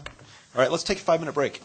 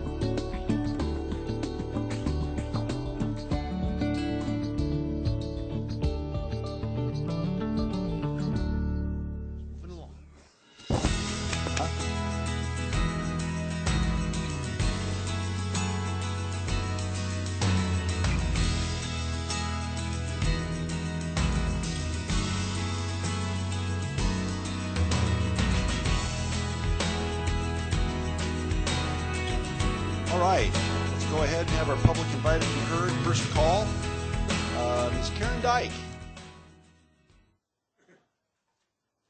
If you'd come up to the podium, and everybody, if you could say your name and your address, and then everyone has 3 minutes. And unfortunately, no matter how prolific or awesome your comments are, when the light turns red, I hate it, but I gotta cut you off.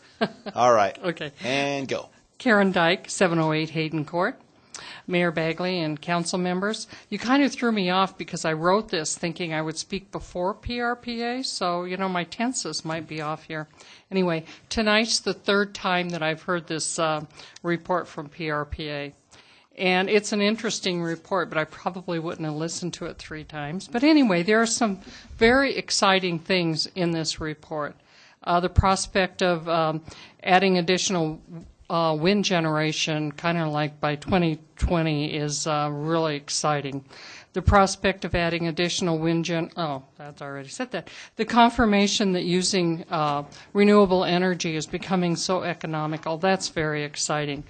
And also the promise from PRPA that this is the first modeling and that modeling will continue to look at how renewable energy can replace fossil fuels. That's exciting.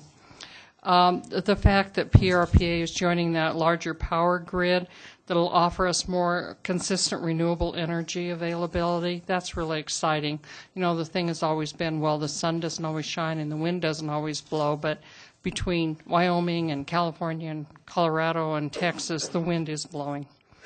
Sustainable Resilient Longmont's a member of a coalition called North Colorado Partners for Clean Energy. We asked PRPA if they would like to look at the 2 studies that are being conducted on behalf of the coalition, and we're very glad that PRPA said that they would look at those studies as well. Decision making is always better when you have a lot more information. What we know is that by the time the coal plant is retired in 2030, we need to know how we can put battery storage in place instead of building the natural gas plant planned in this report. The report didn't account for one important factor, and that is that the carbon release by the leakage of methane that occurs during extraction and transport. Also not counted is the health costs and pollution costs of fracking for methane. If we don't want fracking here, we need to move away from methane. We should not build a gas plant. A reminder that ZNC, or zero net carbon, is very different from 100% renewable energy. 100% renewable energy would be solar, wind, and current hydro. ZNC reflects buying renewable energy while producing dirty energy to be on the grid. We have to get to 100%. Costs for solar and wind continue to decline. Austin, Texas signed an agreement last week for solar that reflects the lowest cost ever for any renewable energy. We can do this without committing to decades of burning methane. Longmont's fortunate to be a part of PRPA. It gives us much more input into how our electricity is generated. I was going to thank you, but you cut me off. Thank you. That's all right. Thanks for your proclamation. Appreciate it. John Coe. Good evening, Mayor and Council. Thank you, and hope we all have a good new year. I want to thank you for your service here, and I'm here to talk to you today about KOGA and our gas extraction. I don't think my time's up yet, but I'll try and keep it brief because I want to talk on KOGA because we do have to embrace the gas industry. And one of my thoughts is that a few weeks ago we had some maps up that were showing, gas extraction under Union Reservoir, which is a pretty touchy subject. Granted, but we are going to rely on gas, and gas extraction is a resource that people, own. And if we really wanted to own those resources and control them, and lease the resources, we might be able to hold those as opposed to try and keep the people who own the resources from utilizing them. In a similar way, we hold a lot of water resources. But let me get on to the net neutrality issue, which is something I'm also considering myself to be somewhat of an expert on. One of the aspects that I think Fort Collins skipped over when they were doing their analysis from what I saw in the newspaper was that endpoint users that we are accessing are going to have are going to be able to delay response to packets, and that's really what net neutrality will effect. The Commissioner Rodriguez was talking about privacy issues, but I don't believe that's too closely involved, because anytime anything's sent over HTTPS protocol, nobody in between has access to any information, including our utility here. Once something goes across HTTPS protocol, it is secured, and that's just a matter of fact. So we really need to, I think the only information to be available is like accounts to the utility itself under this scenario, because none of this information can be extracted out of the packets. There's a local organization called OWASP, Open Web Security, which is very active in this area, and I would think that maybe the utility would be better off maybe contracting through an agency like that for information, as opposed to some of the stuff that's been self-published. Thank you, and have a great New Year. Thanks, bye. Thank you. Jim Kenworthy.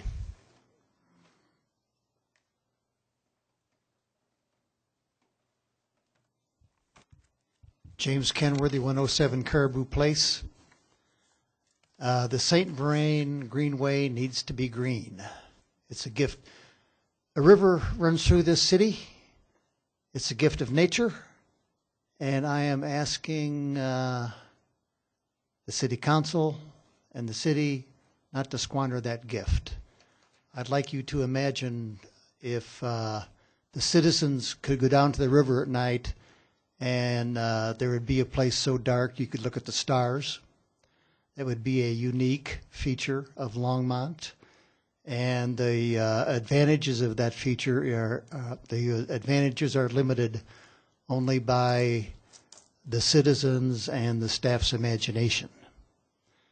Last week I talked about 12 accidents that have happened with the fracking industry since April.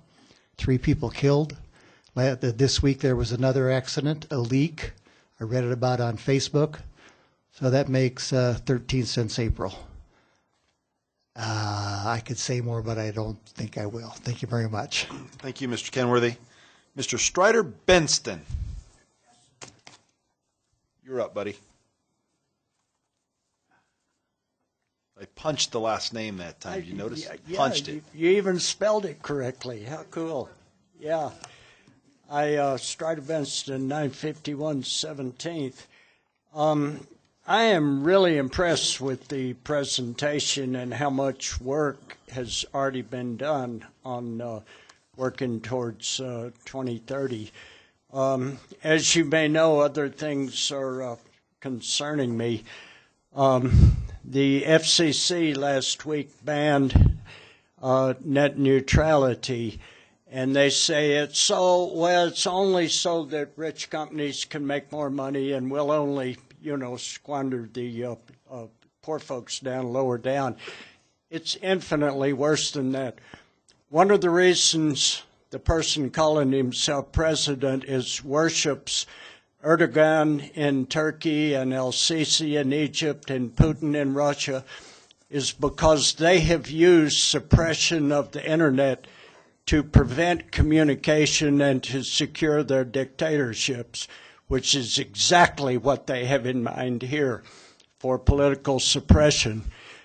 Now you go to the tax scam. One of the 2 biggest thefts in the history of this country is taking place today. And it goes through with the Corker kickback. They threw in a little extra thing. This person who said he couldn't read the bill, he didn't know anything about it, but he voted for it because it had this new thing on real estate that gives him tens of millions of dollars of extra profit without any taxes. And, of course, Trump is involved in that, too. And with destroying the CFPB a month ago, they will have another bank collapse, and they will rob our economy of another $5 to $7 trillion like they did in 2007. Now, why did they all vote for it?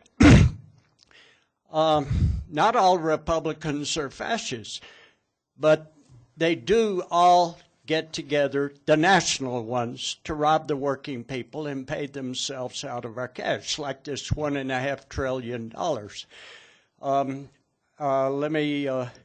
The rural health clinics, 27 million people are going to lose their health care, 9 million under CHIP, 13 million ACA, steal our health care and put it in their pockets. If you want to know what I really think, I'm giving the Martin Luther King sermon at Longmont UCC Church on January the 14th, 10:15 a.m., 9th and Francis. If you want to know what I really think, I'll say it then. And also, happy solstice. I'll be climbing up Chautauqua to bring the sun up with Lakota prayer songs. Thank you. Thank you, Strider. All right, Lawrence Conklin. Lawrence Conklin? I know that he had a... All right, okay. All right, Coleman Pearson. I saw you. Is Coleman still here? No, not unfortunately.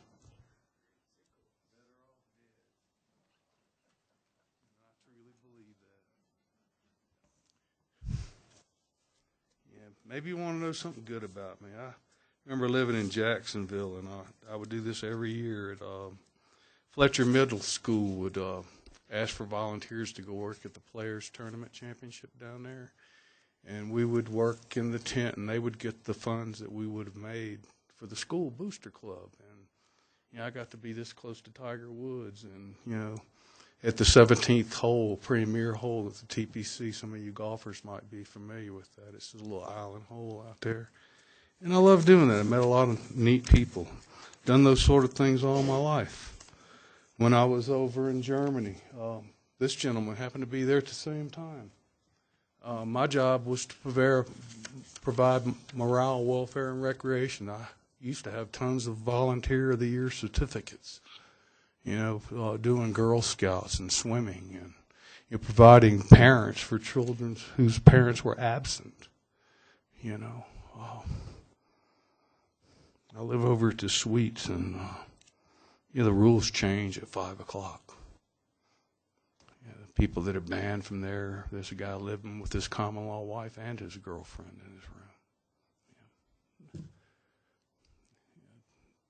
I'm not looking for any special treatment. I just like some consistency and some stability and some security. If you help us, I think it improve the whole community. Forward-looking community, mental health. What, $600,000 we spent? I didn't get a dime of it. I had a referral since August 28th, and they refused to see me. I go talk to them over at Kaiser Permanente 2-3 times a week. My doctor's concerned about this. It's not that I'm not doing my part.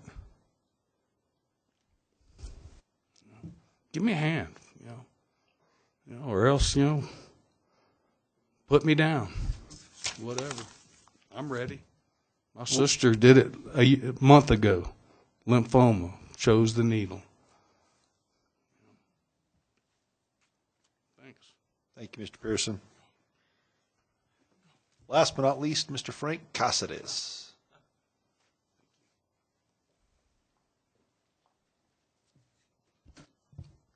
Good evening, Mayor, City Council. It's not too often that I come to the City Council chambers, so I'd like to start off by saying I got to meet some of you in person. Some of you have actually refused to meet me. Some of you haven't had the opportunity yet, and I hope I can meet with you at some point. Invitation's always there. So I would love for you guys to come by and check out exactly what we do and how our operation runs. I'm here tonight because of the resolution that's on the agenda. And I wanted to ask a few things of the city. One, it was at one point there was a discussion made that between myself, the city manager, and the airport manager, they came in to discuss these rates and fees changes for the airport. We started our discussion, and then halfway through, I shouldn't say halfway through, partly through, they both said they had other appointments. They both got up and they both had to leave in the middle of our discussions. We all agreed that we were going to continue the discussions, but since then, I haven't received any messages, phone calls, anything from either the city manager or the airport manager regarding this so-called resolution. I was blindsided today by that, seeing it on the agenda, which is why I'm here tonight. In those discussions, it was brought up one was brought up about a per jumper fee. And my response was, although it's against the anti-head tax acts that Congress passed, I'm willing to entertain, I want to see the details. Matter of fact, I mentioned, I just want to see the details. I'm entertaining any ideas. Another one that was brought up was, well, we could keep the fee structure the same up to your approximate $10,000 that I was offering to increase it. And if you would change the props and engines on the Otter. I'm not here to accuse anybody of anything. I just want to say that I'm asking the City Council to direct staff to come back to the discussions. I'm here to keep those discussions open, and also that you guys table this resolution until, and my attorneys asked, because they couldn't be here on such short notice, to table it so that they can send legal briefs to the city attorney. And that's simply it. We just want to keep the discussion open so we don't have this expensive litigation that could possibly come out of this. That's all I have. Thank you. Thank you, Mr. Caceres. That will conclude first call public invited to be heard. Let's go ahead and move on to our consent agenda. And Valerie, if you could introduce and read those by title and specifics, that'd be great. Item 8A is Ordinance 2018-02, a bill for an ordinance making additional appropriations for the expenses and liabilities of the City of Longmont for the fiscal year beginning January 1st, 2018. Public hearing and second reading scheduled for January 9th. Item 8B is Ordinance 2018-03, a bill for an ordinance authorizing the City of Longmont to lease the real property known as Vance Bram Municipal Airport Hangar Parcel H33A to Chad Welch. This ordinance and public hearing will be scheduled for January 9th. Item 8C has been pulled from the agenda. Item 8D is Resolution 2017-122, approving the intergovernmental agreement between the City and Boulder County for the conduct and administration of the Ward 1 special election to be held February 27th, 2018. Item 8E is Resolution 2017-123, approving the Third Amendment to the intergovernmental agreement between the City and Boulder County concerning repair and remediation from flooding. Item 8F is Resolution 2017-124, finding that the petition for annexation of parcels of land located in Boulder County, State of Colorado, known as the St. Vrain Valley School District Quail Road annexation, generally located on the south side of Quail Road, east of Main and west of 119th Street, substantially complies with the Colorado Revised Statutes, Section 3112-1071. Item 8G is Resolution 2017-125, approving the intergovernmental agreement between the City and the Regional Transportation District for employee eco-passes for 2018. Item 8H is approve one capital improvement program amendment. Item HI is suspend Council's Rule of Procedure 25 and establish 2018 City Council meeting dates. Item 8J is approve 2018 legislative policies, including Longmont Guiding Water Principles, Colorado Municipal League Policy Statement, and National League of Cities Priorities. Staff does not need to pull any items. I'd like to pull 8I, if that's okay. Councilmember Finley? Thank you, Mayor Bagley. I move the consent agenda minus C and I. Let's go ahead and vote.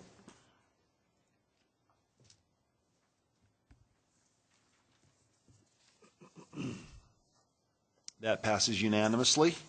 Let's go ahead and move on to ordinances on second reading and public hearings on these matters.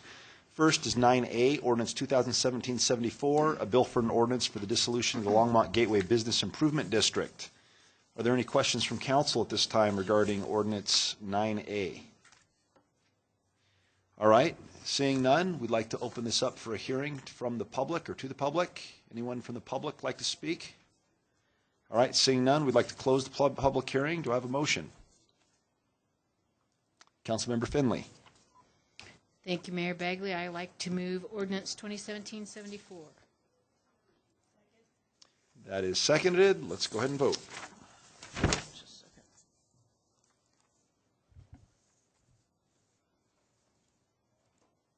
And that also passes unanimously with Bonnie Finley not voting. All right. I probably ended it too soon. All right. Let's go ahead and please let the record reflect that it was a unanimous vote. Thank you. 9B, Ordinance 2017-80, a bill for an ordinance supplementing special flood hazard areas under Title 20 on floodplain regulations. Are there any questions or comments from council? Seeing none, let's open the public hearing on this ordinance. Anyone like to speak? Seeing no one, let's go ahead and close the public hearing. Can I have a motion, please? Councilmember Peck. I move ordinance 2017-83. Nope, 80. I'm sorry. I move ordinance 2017-80. Second. That's been moved and seconded. Let's go ahead and vote.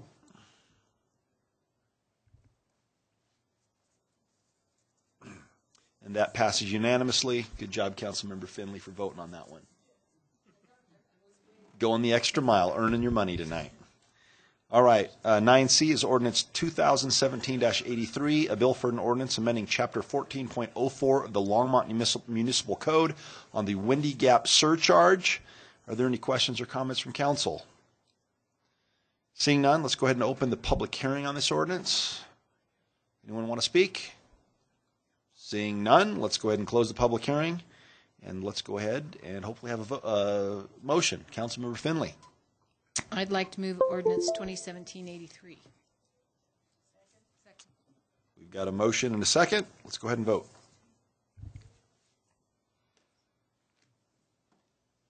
And that passes unanimously. Let's go ahead. Val, can you read that last item, or the last item from the consent agenda? I think it was C's coming back on a different day. So we're not going to do that one, but I can do it. I is suspending the council's rule of procedure 25 and establishing 2018 city council meeting dates. The only thing that I had asked Val while we were doing tonight's meeting, and it's not her. I was the one who wanted to pull it. I just asked her, and then she said, "Oh, but Harold said," and I was like, "Oh, that's all right. I'll upset Harold. It's okay." So I just really want to thank council for Saturday. Week ago Saturday, we spent virtually all day here interviewing extremely talented members of our community who want to serve on our boards and commissions. And I think that all of you went above the call of duty. And so but what I was hoping we could do is in June and December take a study session and just do those on Tuesday evening, maybe start at 5:30. And go from 5:30 till maybe 9:30, 10 o'clock, 10:30, and do those on a council night when we already tell our families, hey, we're dedicated and busy those days, rather than taking your Saturdays away from you. What do you guys think about that?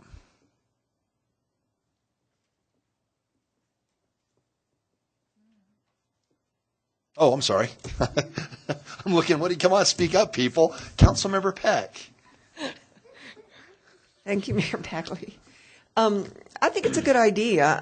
It's just so far in the future, if there's something really important that we need to discuss on a study session. Well, or maybe we could, when we do our calendar, put in another study session that we had removed, or and that's the calendar that's coming up. Oh, and so what I was hoping was we could put them on study sessions in June and December, and then if we need it, the city manager could say no, we really need to have it. Okay, sure, I agree with that. If I can jump in, I think that was my concern, is it being so far in the future, we didn't know what we were going to have. And we may need that time, but if we have the ability to say we need this time, I think that works. We can then evaluate the meetings that we canceled and see if we maybe need to put one of those in for board and commission interviews, and based on that time frame. So I think, from my perspective, if we have the ability based on items to flex a little bit, I think that works. I just want to get it set as an interview night, and then that way you can take it if needed, or even maybe a mini council meeting. Or plan around it and do a mini or something. If I have that flexibility, I think that works for me. I just didn't want to lose a meeting in case we needed it. Okay, Councilmember Finley. I think that's a fine idea, and I'd be for it. Mayor Pro Tem Christensen. I think it's a good idea. I just don't Wait. I think it's basically a good idea. One of Michelle Gomez wound up having to be here all day long as well, so I'm sure she would appreciate not having to do that. Things get very tight in December, and then we have 2 weeks off, and I'd rather have the 2 weeks off. Yeah. So anyway, if we can do it, that's not a bad idea. But I don't mind being here on a Saturday once a year. Councilmember Rodriguez. Thank you, Mayor Bagley. As long as we are being flexible with whatever business items are on the docket at that particular time of the year, I am in support of this. We have consensus. Good enough? I think you actually, because it's a resolution and you're voting on it, do they need to put that into the resolution?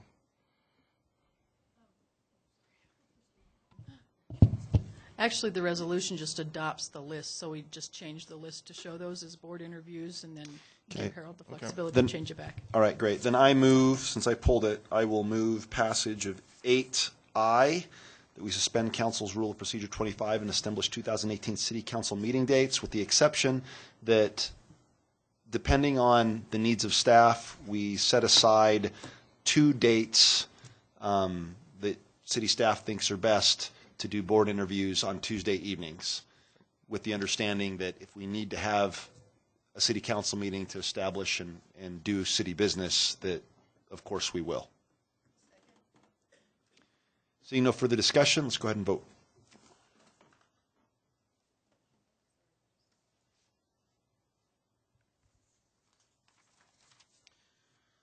All right, we're about ready to go into visitability options. Are we doing okay? Oh, I'm sorry. That was unanimous. Thank you. But thank you, Councilmember Martin. It was a great outcome. Thanks for asking. Are we doing okay? Can we move into visibility? Okay, or visitability. Let's go on then to general business, 11A, Longmont's visitability options. Am I on? I'm live. Here you go. Good evening, Mayor Bagley and members of council. My name's Michelle Wade. I'm the manager of senior services for the city tonight. With me is Jeremy Tamlin, the chief building official, and Joni Marsh, the director of planning and development services. We have a very brief presentation regarding visitability.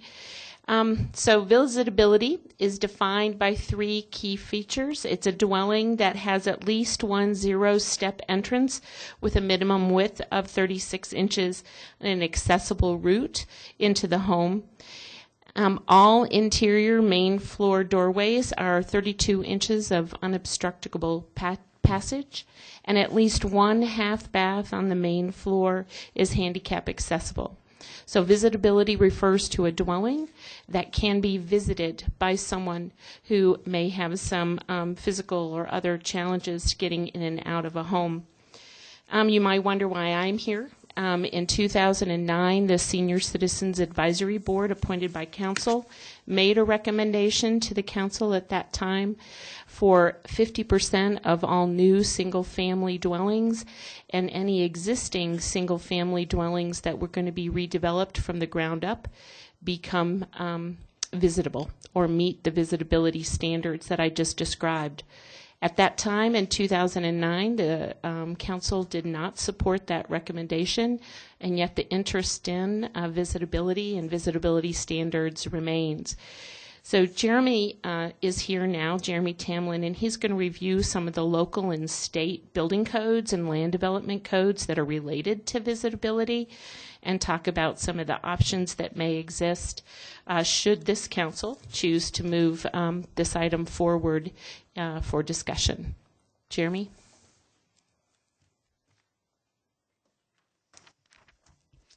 Good evening, Mayor, Council members. My name is Jeremy Tamlin, Assistant Chief Building Official, Building Inspection Department.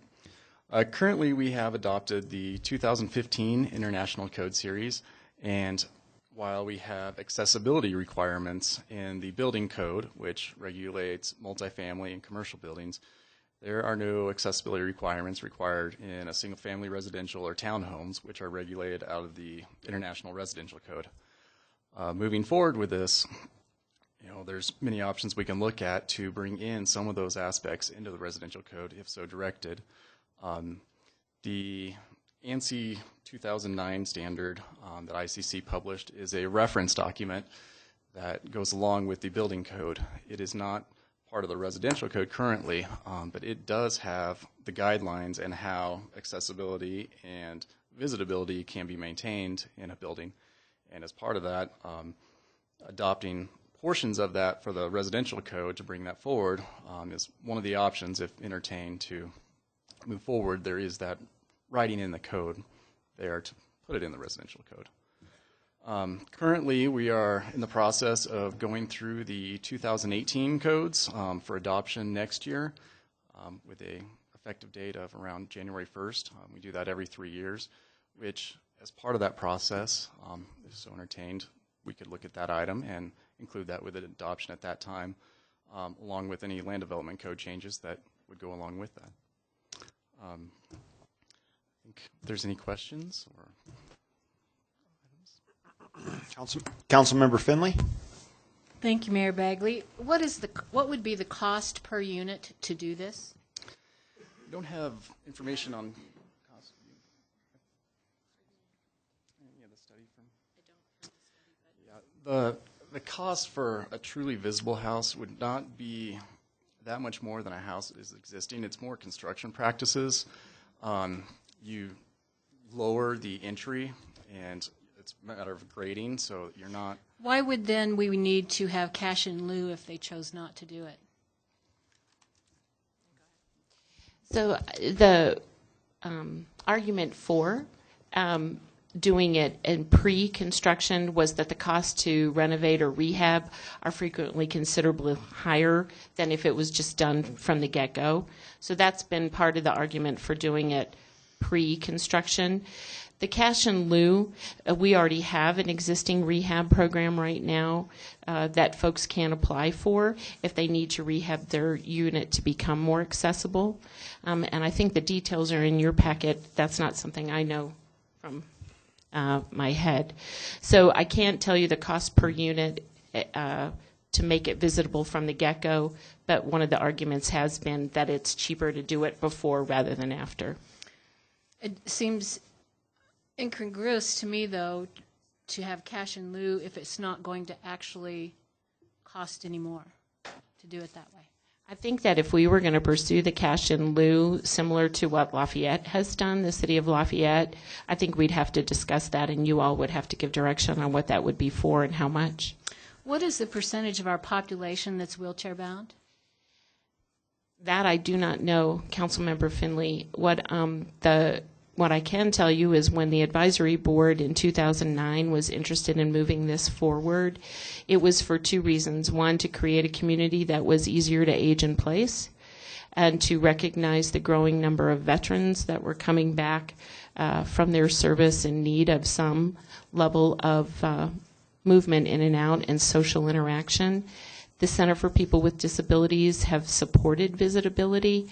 They were not able to be here tonight. They could probably provide some of that information. Thank you. I've always been a big advocate of more handicap parking in the community and accessibility to public buildings. But we don't have enough information here to decide this because we don't know, number one, if it costs a lot more money to do this. We don't have any numbers. We don't have any data of how many people are actually affected by it. I had several calls today of people who just thought this was an outrageous idea to make everyone do this for such a small percentage of our community. So as much as, I think it would be nice, I need more information. Council Member Bagley and Mayor Bagley and Councilmember Finley. Let me just say that we are here, I think, tonight as staff presenting some basic information. The Senior Citizen Advisory Board chose not to support this at this time, so I am not here representing their interest. I think it was an opportunity just to present what visitability is and to gauge this council's interest in whether you want to move forward and gather more information and how you would want to do that. City Manager? Yeah, so I think, and we were trying to remember exactly when, but I think it was in October, late October, early November. I think Councilmember Christensen asked the council if we could put this on the agenda for a conversation. The intent today was to provide the basic information for council to consider and to see if it was something that you would want us to do more with and go in more depth analysis. This is a high-level overview, but it was based on having basic information regarding visitability standards that was requested. And Councilmember Christensen, I can't remember when you asked for that, but I want to say late October, early November, somewhere in there. And that was, I think council voted to pull that forward. Councilmember Rodriguez, we haven't heard much from you tonight. What do you have to say? Thank you, Mayor Bagley. This question is actually for Michelle. So the 2009 recommendation of 50%, just to clarify, was the Senior Citizens Advisory Board's recommendation? That is correct, Councilman Rodriguez. But at this time, there is not a recommendation of a percentage, correct? Actually, the advisory board voted at their September meeting not to support moving visitability forward at any percentage at this time. Any percentage. Yes, All right. sir. Thank you. Councilmember Peck. Thank you, Mayor Bagley. This is an interesting concept, and actually Dr. Cog has been working on this.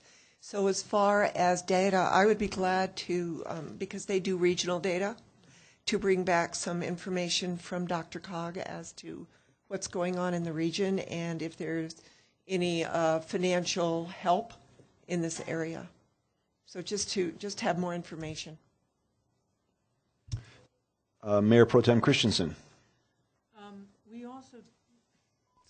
We also do get yearly updates from the Boulder County Trends Report, and I believe I was actually quite surprised. I think the number of disabled people was calculated to be 30%. Now that, I'm not sure what they're including under disabled. But there are a number of people who are not just wheelchair bound, but who have a number of injuries, or elderly people who are on walkers. All these things are make it extremely difficult. I wanted to bring this forward because I was talking to a very interesting man who was a fireman. He's with the Boulder Fire Department, and he said, and he also has a child who's disabled. And he said this has been, it's his passion, because his son has such a difficult time getting around, and they have a very difficult time. And he said also, as a fireman, it makes it so much easier if there is a flat surface.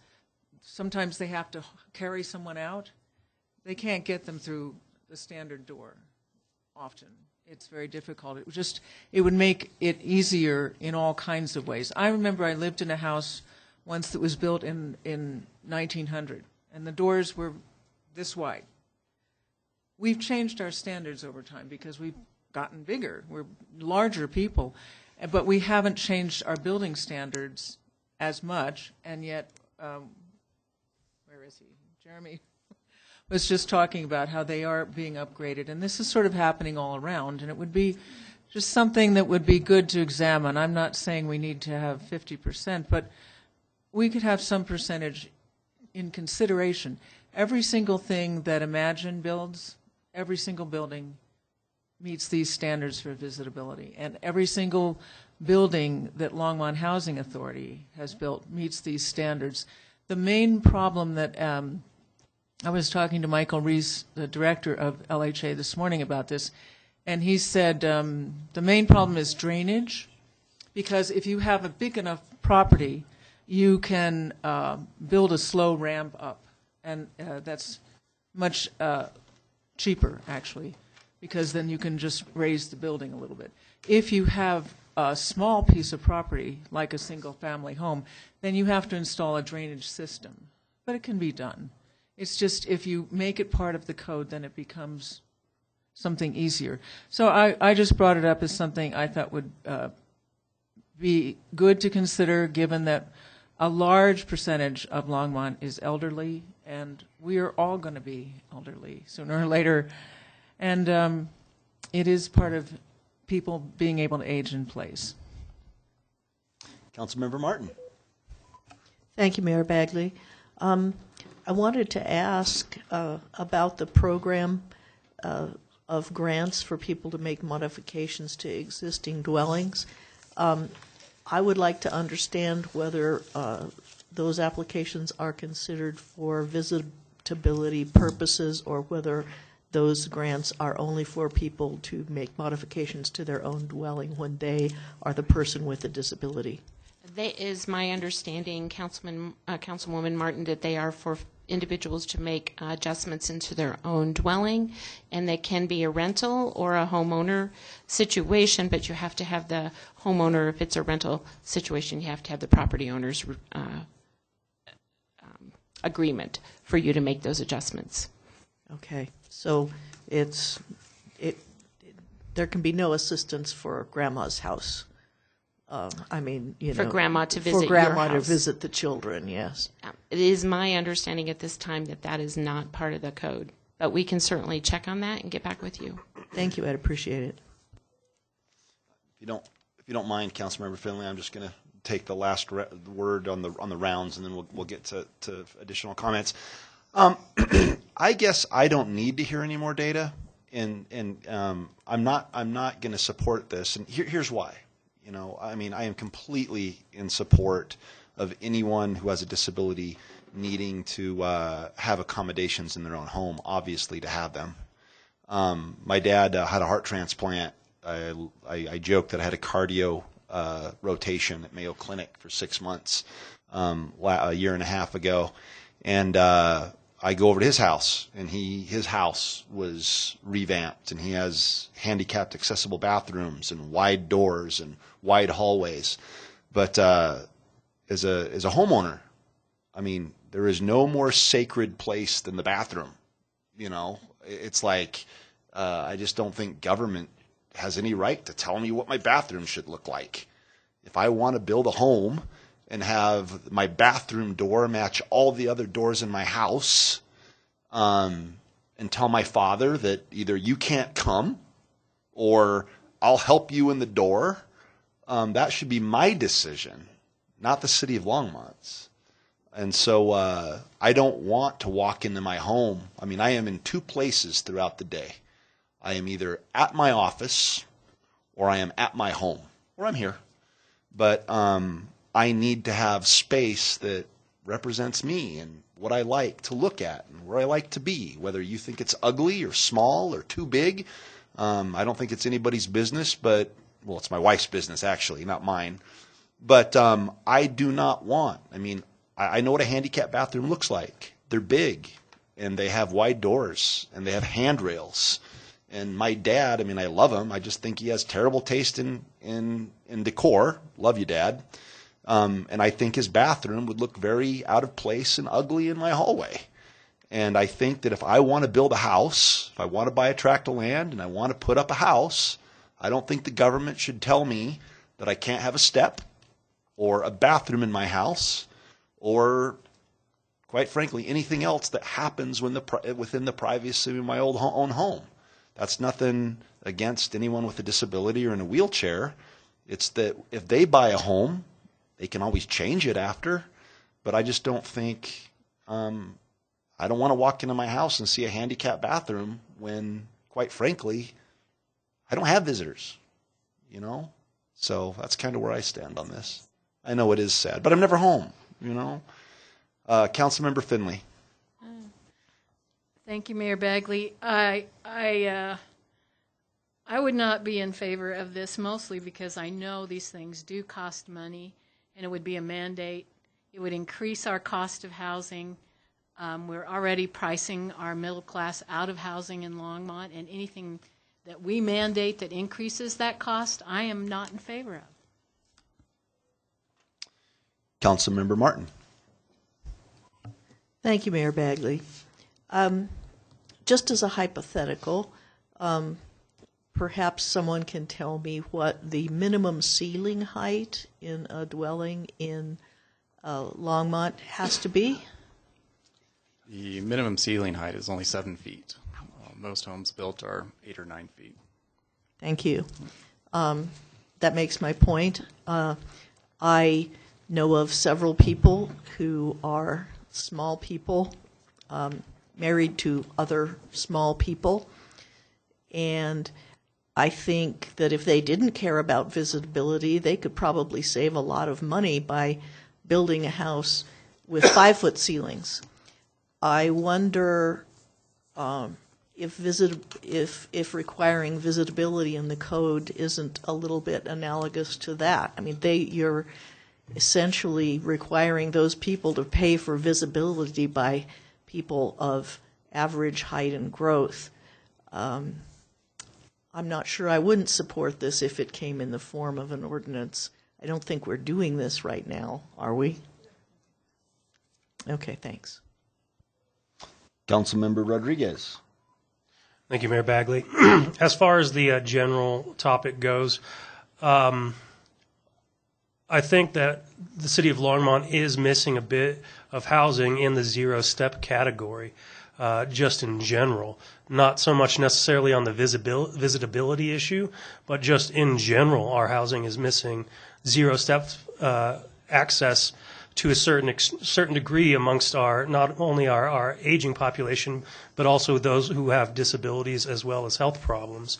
I know I've spoken to a number of people who are increasingly worried as their health deteriorates at a young age, actually, that they'll be stranded upstairs at some point because they won't be able to make it down the stairs, or they will not be able to get into their house because of some sort of thing or a similar issue. So I would like to see some more zero-step accessibility housing in Longmont. Not that this is necessarily the right way to go about it, per se, but I think it is a need for the city of Longmont, especially as the city demographics age, too. Thank you. Councilmember Peck. Thank you, Mayor Bagley. I don't think it should be a mandate, but it's definitely worth discussing. And when we bring up our other discussions about affordable housing, and I think this should be part of that discussion because it is a need. It may be a small need, but it is there. And perhaps we can just put it out there to developers if they would like to do this. We could talk about some kind of waiver or something rather than making it a mandate at this time. But just as a discussion when we talk about all of our housing issues at this point. And I guess what I'd like to see is maybe a compromise where, like when I went to buy my first home, and they said, nope, you can't make any changes. You got to pick your model, and you can't make any changes. Maybe something that says that if you need a handicapped accessible bathroom or you need a zero-step, that the developer can't refuse to do that. I mean, those kind of solutions, I think make sense. It's just that I just don't want to be told that I have to do it. Anyway, Councilmember Martin.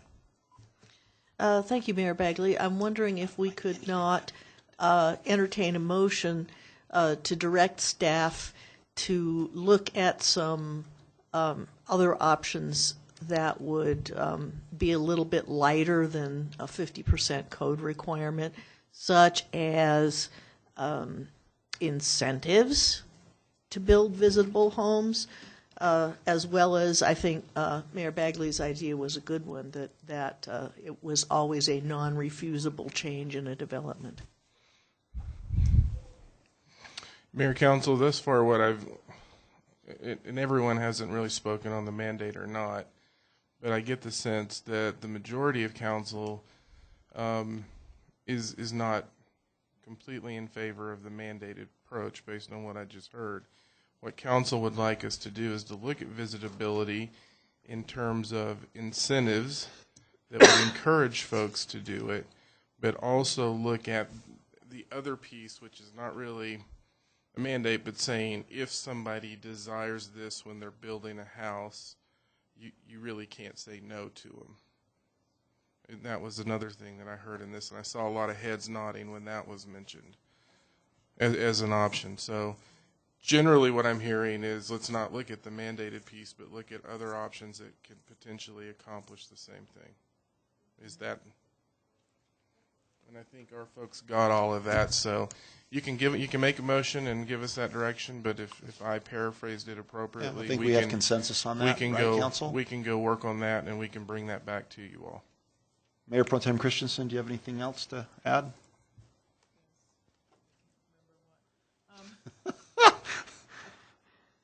Mayor Pro Tem Christensen.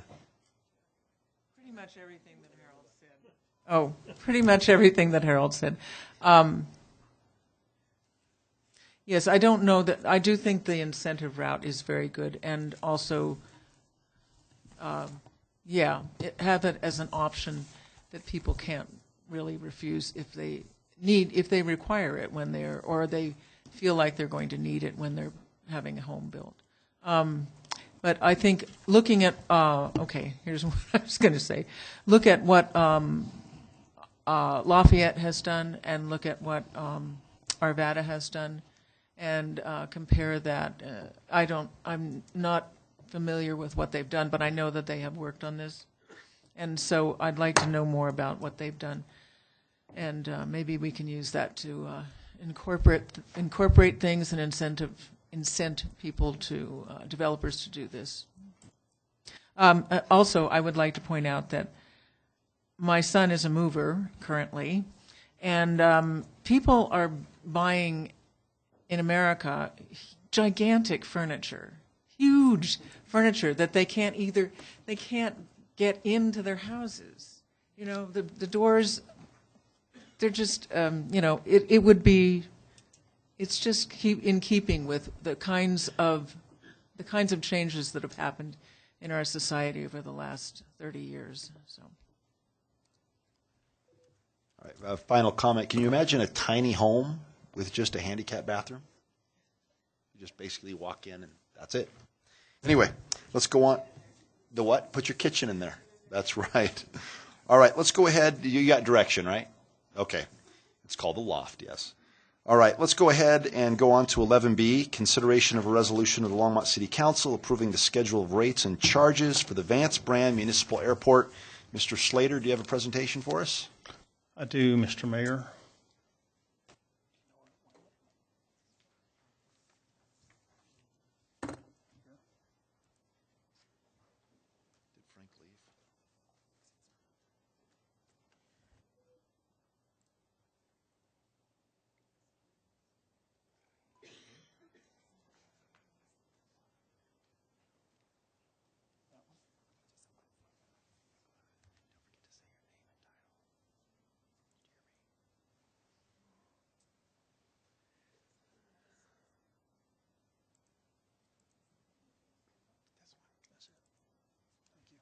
Thank you, Ms. Waite.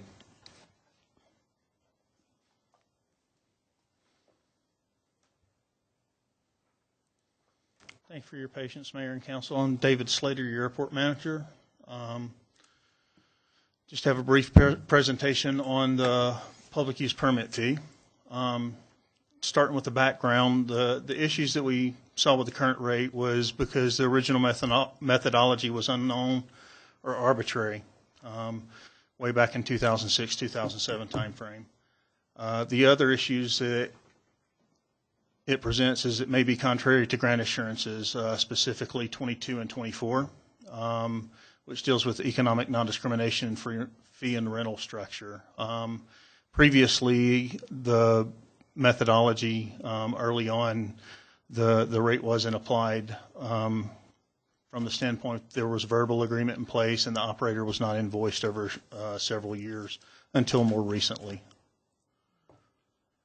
In February of 2017, Council asked for recommendations regarding the public use fee pertaining to the $7,800 fee being inadequate or too low.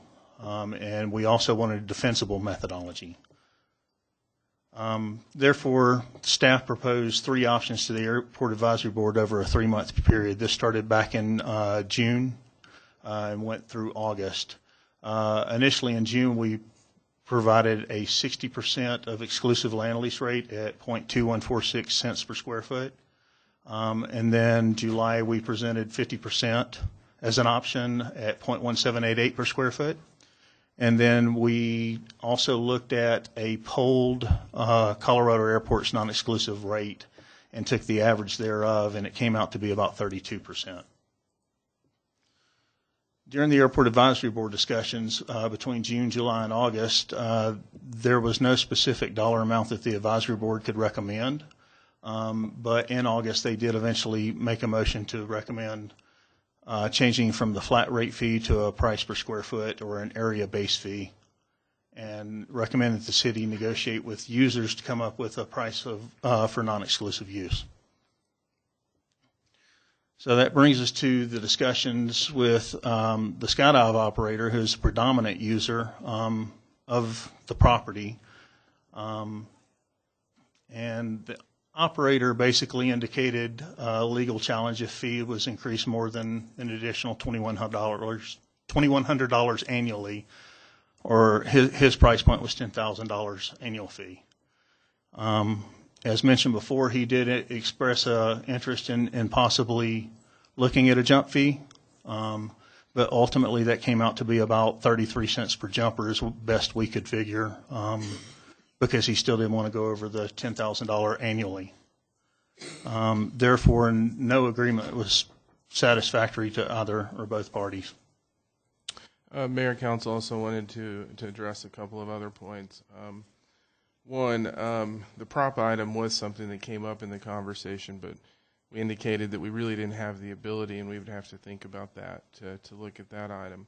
The other one, in terms of notice, I did want to point out that the agenda for the Airport Advisory Board meeting on Wednesday was sent out to all the tenants. And I confirmed with David that based on the comments in public invited to be heard, that Mr. Caceres was on that email list, just to cover those points. And just to add to that, Mayor and Council, the Airport Advisory Board decided to try a new approach. In addition to having 2 public invited to be heard, if it was a important issue other than something like the financial update, they added a public comment period for that item specifically. So it was on the agenda as well, not only this month, but in June, July, and August as well. So continuing with the analysis, the analysis that we originally provided considered the value of non-improved property for exclusive use on the south side. Because it did not have access to fire protection water lines and utilities nearby, it was approximately 40% less, or 60% of the current exclusive use value.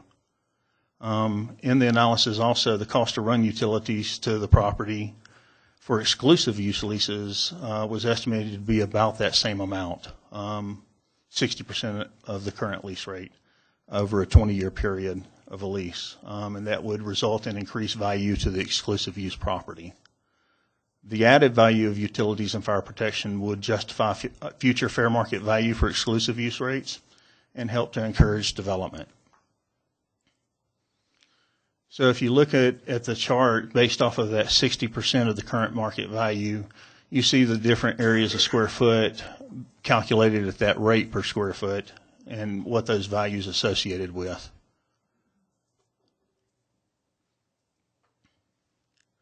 Ultimately, in the middle, you may have a 5,000 square feet to where it's a couple of powered parachute operators or a couple of hot air balloon operators. It could be the middle, 338,000 is the pivot point or the discussion point, which is the minimum amount allowable for skydiving operations for the current skydive operator. And then the 975 is approximately what has been designated as the drop zone over the past several years.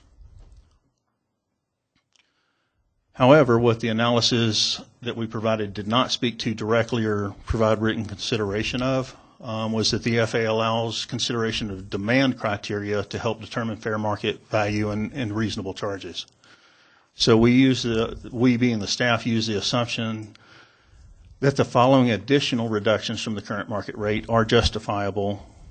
And we looked at if there were a medium demand for use and development, for whether it's exclusive or non-exclusive, a 55% reduction from that market rate or an additional 15% off the 60% value. And if you had a low demand for development, whether it's exclusive or non-exclusive, a 70% reduction or additional 30% from the 60% rate is justifiable. And of course, this would help to encourage use and development of that property. Currently, the demand is low. So concurrently, I've also produced some comparable charts that will show you at the 45% rate, which is the median demand, and what those rates are, and the associated value. Now, this is based off of the annual fee. Mr. Slater? Yes, sir.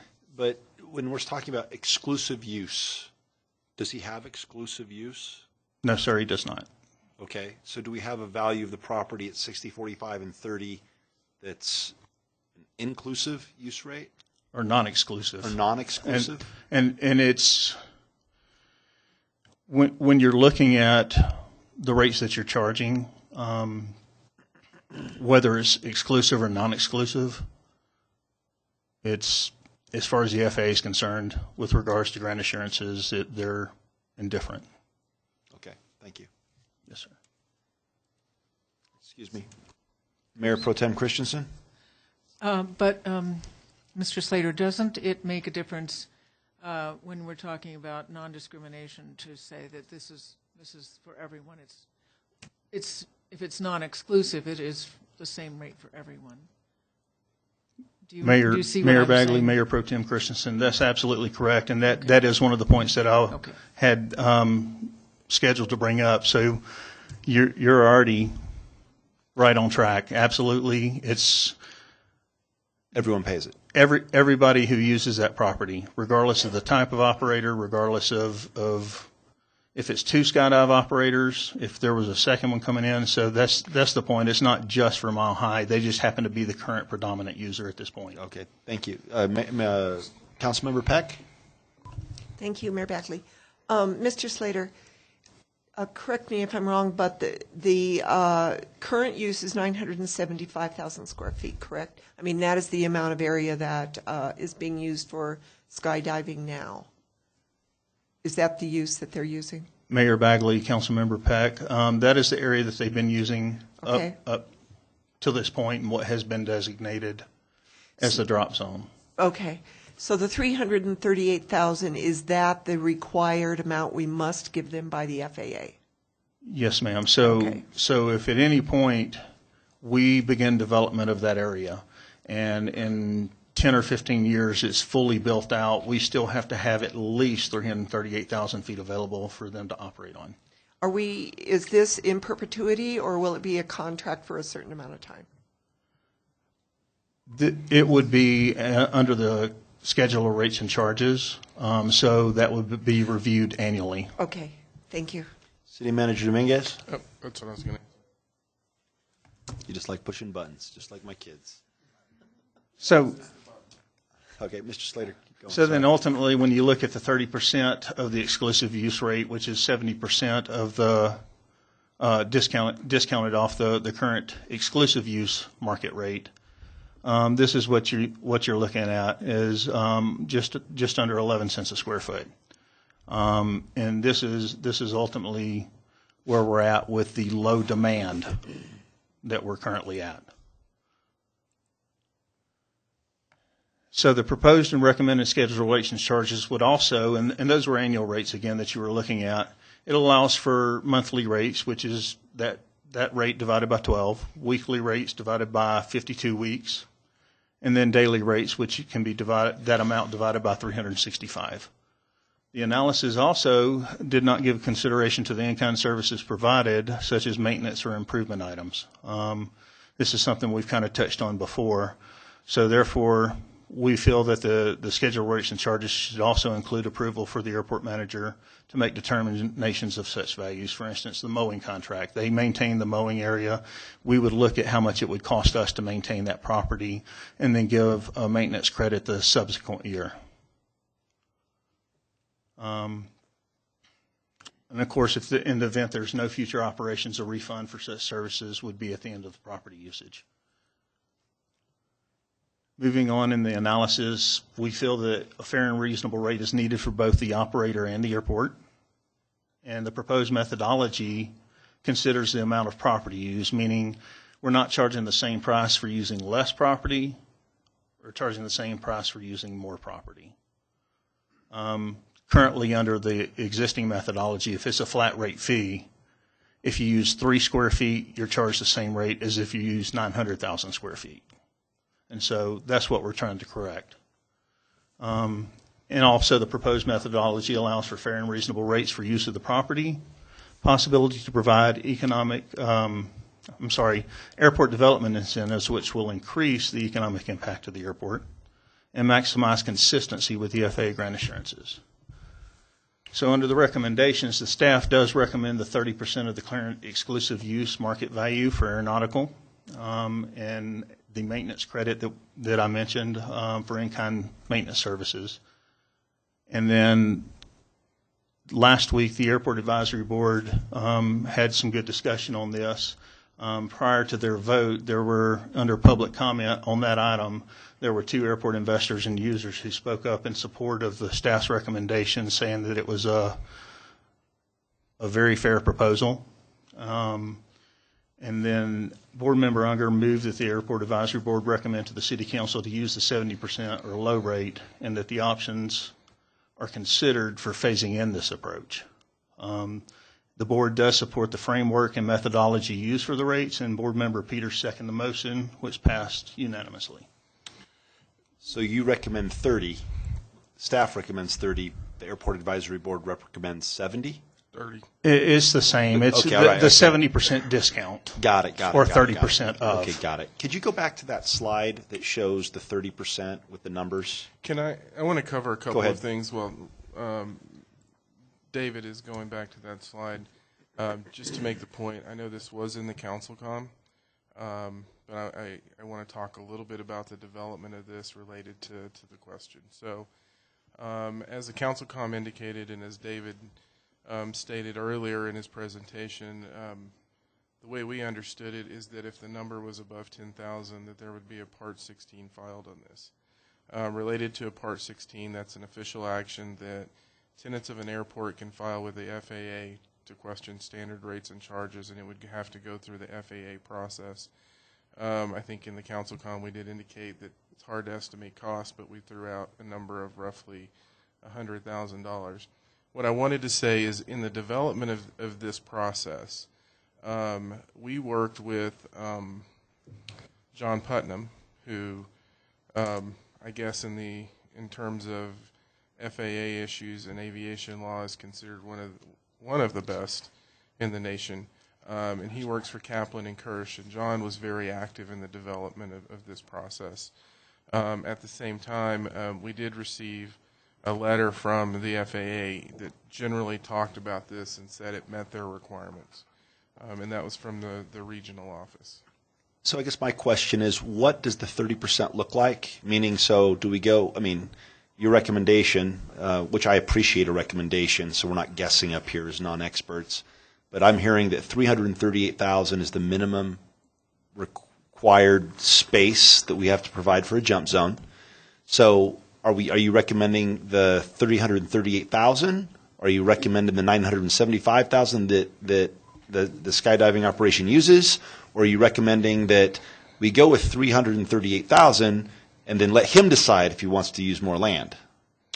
So Mayor Bagley, the recommendation is for the price per square foot charge, and then it would be based and determined upon what the operator, any operator, whether it's Mile High or any other operator, tells us that they need for their operation. So I like that. If on a specific day, if he does annually, then we would base it off of what he tells us he needs. If he does it one day for 50,000 square feet, then we would charge him for 50,000 times that rate.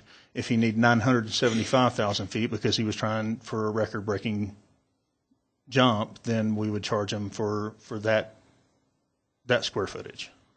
So it's based off of the price per square foot, and then we work with him and coordinate with him to determine what his needs are.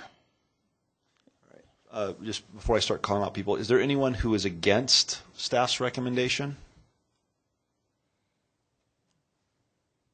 Okay. Councilmember Peck, if you could go ahead and... It isn't necessarily that I'm against staff's recommendation. My concern is that we've had so many meetings over this in the past 2 years I've been here.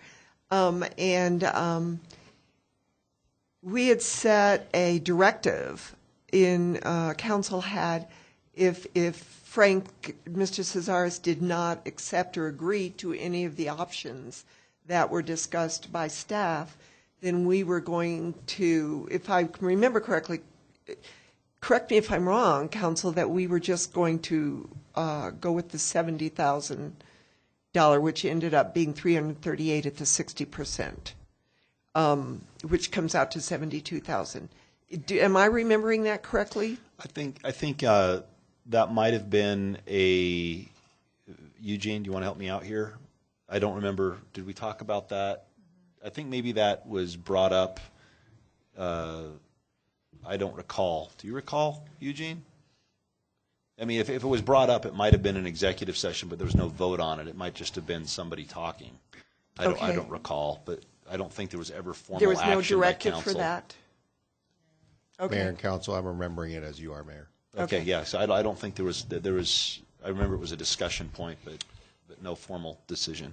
Okay. So my question is, if we go with the 30% at 338,000 feet, which is basically what FAA recommends, and he uses more than that without requesting more than that, how does that work? For example, he says we're going to use 338,000 feet and go with what FAA recommends, but he doesn't. He uses more. Mayor Bagley, Councilmember Peck, thanks for the question. Ultimately, we just have to kind of keep an eye on the area being used, and if there is a need to increase that, then we would go back and tell him he is using more than what he's requested and that we have to charge for that. Now, if it's just an occasional and defensible, we had weather conditions or something unavoidable, they do have a defensible position for landing outside a designated area with reasonable discretion for safety and weather. But outside of that, we would charge them for the area being used. And how are you going to watch that? Just out of curiosity, if somebody out there. So what we talked about doing is we would have to go out and survey, for lack of a better word, and set markers. And then we talked about establishing IP cameras, because the point of this is, and this is about everything that's at the airport. So let's talk about that. It's about everything. And if somebody uses it, we need to keep track if someone uses it that's not that group. And so we would have to look at essentially IP cameras to monitor the area with the benchmarks that would, let us know how much space, the square footage of certain areas, so we could then monitor that and take the necessary action. What Mr. Slater indicated that is absolutely correct is if it's the errant. So if I fly ultralight and I only use 5,000 square feet to take off and land, but one day I use 10,000 square feet because the wind is bad, those are things that the airport director has to take into consideration. But in order to adequately monitor it, what we talked about in the conversations was IP cameras and essentially gridding it so we could see that. Thank you. One more question. Oh, sure, I'm go ahead. sorry. So forget the skydiving operation. This square footage would apply to hot air balloons, ultralights, whatever did not use a runway but wanted to land at the airport. Am I correct? So we're not targeting necessarily the skydiving operation. We are setting a land use fee. Am I interpreting that correctly? Mayor Bagley, Councilmember Peck, absolutely you are. We've been talking with Mahai because they are a predominant user and most impacted. But it is for anybody who wants to use it once a year. We have a motorcycle association that comes out and does motorcycle drivers training that has used the property in the past. Not the same property, but property at the airport that falls under the same permit process. So it is for anybody and everybody who uses that property. Councilmember Martin. Thank you, Mayor Bagley. Manager Slater, can you give me a little bit of clarification about the option of varying the usage day by day? Are you suggesting that a single user would be permitted to do that? And if so, have you calculated the administrative cost of having the city track that? Mayor Bagley, Councilmember Martin. So yes, it has always been set up to where there may be people who don't need to use it that often, and there are people that only wants to use it a day or two at any given time. Some people may benefit more biweekly. So it is calculated based off of the fact that that is available to them. As far as the administrative costs, so ultimately we did recommend putting minimums on daily, weekly, and monthly charges so that you wouldn't have a user and it be 30 cents to issue a permit. So we put it for daily and weekly a $5 minimum, for monthly a $15 minimum, but you would have to use a pretty small area to get down that low. And if the skydiving operation wanted to use, let's see, $338,000 is his minimum because of regulations. Could he expand up to $975 for a single weekend because he had something special going on? He'd be able to do that? Mayor Bagley, Councilmember Martin, theoretically, yes. Typically, if he's going to do it on a different area of need as far as size goes, then it would be something more on the lines of a weekly or a daily rate to be able to adjust for those. So if he came to us and said, I'm really only operating 200 days out of 365, so I think I would be better off doing a daily rate, theoretically, then we could accommodate a different rate. So if we were charging an annual fee and he came back and said, I need more space because I'm having this huge event, we could prorate that in and calculate, okay, this is what your daily rate for that day would have cost at $338, but since you need $975, we're going to prorate that at this amount and just bump it up for that area of usage for that point in time. That is feasible that we could go back and collect that for that particular day. The difference between the $338 and the $975. And we would be doing that for everyone. Mayor Bagley, that's correct. We have to. Yep. Okay. Councilmember Rodriguez. Thank you, Mayor Bagley. First, a question for Manager Slater. I thought, based on a previous meeting and something in the packet, that the 30% was 0.1149, and now I see 0.1073. Just wondering where that change came from. So early in the packet in the council communication, and what you saw on the 0.1149, it was approximately 32%, and that was actually an approximation. Gotcha. Just because of the average, but it was 32.68 or something like that. I don't recall, but it was over 32, but less than 33. So this is a more exact calculation. Thank you for that. That just confused me for a second there because all these numbers being thrown out. Anyway, just to make my, thoughts known on this particular subject, I feel that we're kind of talking about two different things at the same time right now. I would support the 30% as, a standalone concept where we're not talking about Mile High per se, to just pull that back for a second. This seems to be obviously, to the FAA's eyes, appropriate, and therefore, gives us a decent foot to stand on should we be challenged with a 16? Part 16. Part 16.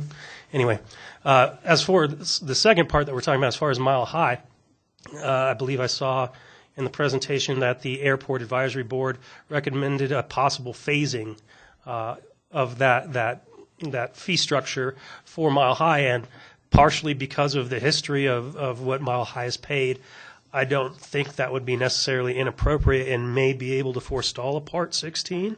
That's just conjecture, obviously. But I think generally, without talking about Mile High, I'm for the 30%. So thank you. Councilmember Rodriguez, want to make a motion? Okay. Councilmember Peck? I'll make a motion. But first, I don't think we should phase it in at all. Either we're going to do this or we're not. And we don't need to have any more discussions about it. So I move that we adopt a resolution changing the price per square foot for non-exclusive use of airport properties at the 30% of the current exclusive use rate. Is there anyone not for the motion? In other words, is there anyone who wants to speak against the motion? Seeing none, let's vote.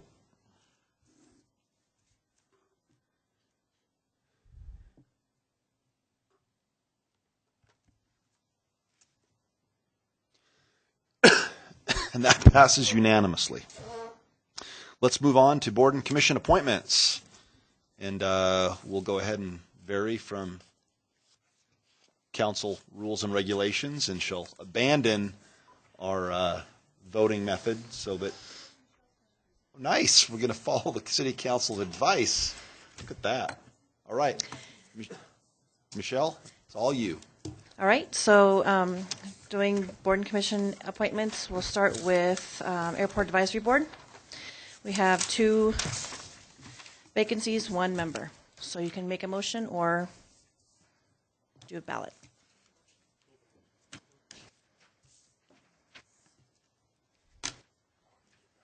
We have 2 vacancies and 1 application. I move 2 applicants. I move Mick White be appointed to the Airport Advisory Board. All in favor?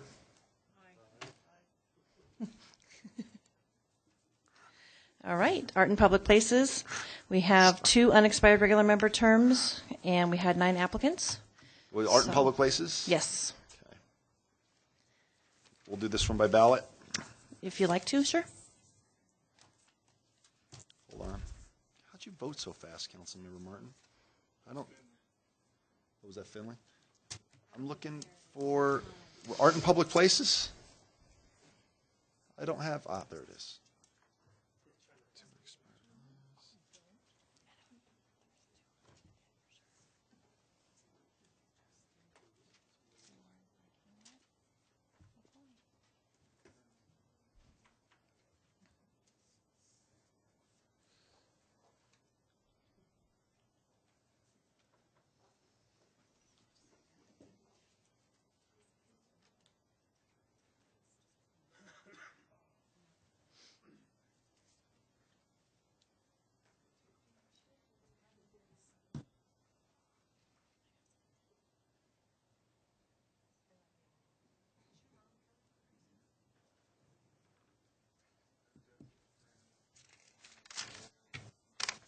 So glad my wife brought this book. I don't remember anybody.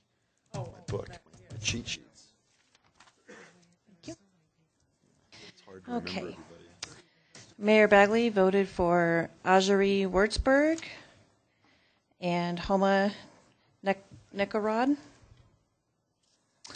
Councilmember Peck voted for John Hansen and Ajari Wurzburg.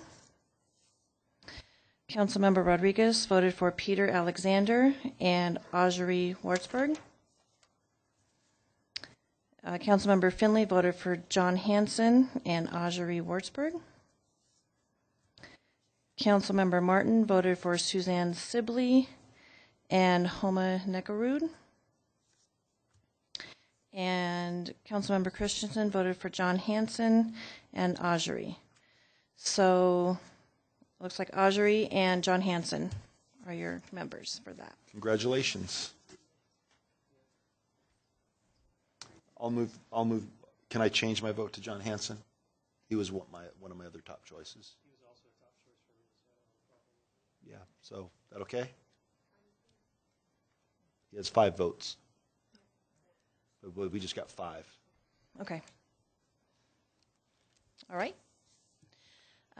So next is the Board of Environmental Affairs. There are ballots on your desk. Voting for 1 unexpired regular member.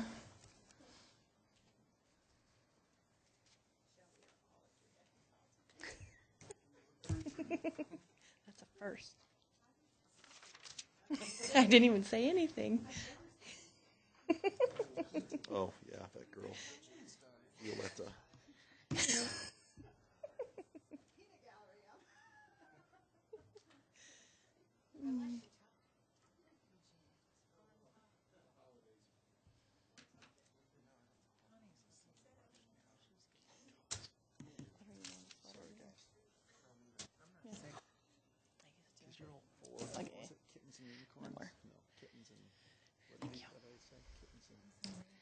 Okay, so Mayor Bagley voted for, help me out, Sandy, Violetta, how do you say it? Maruca? Maruca, okay, thank you. Councilmember Martin voted for Violetta. Councilmember Rodriguez for Kate Collardson. Councilmember Christensen for, you voted for 2.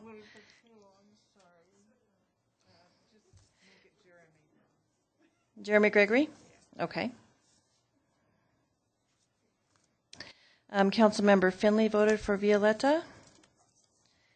And Councilmember Peck, did you have a Kate Collarson? Okay. Looks like Violetta got 3 and Kate got 2. So we need to have one more vote for Violetta or for Kate. So let's vote We again. need 4 votes. Mm-hmm.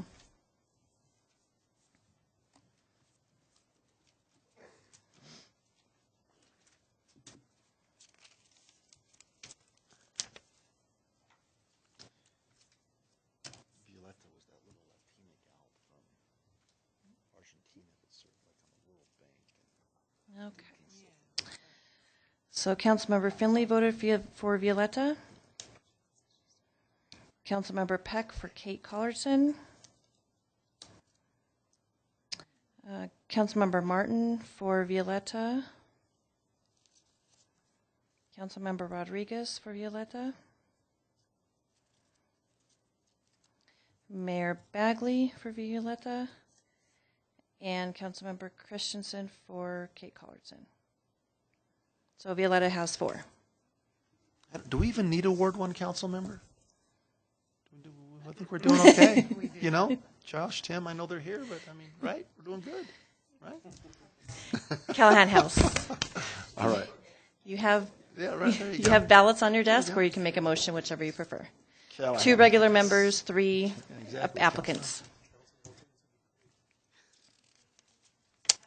Callahan. All right, Callahan House. What is that?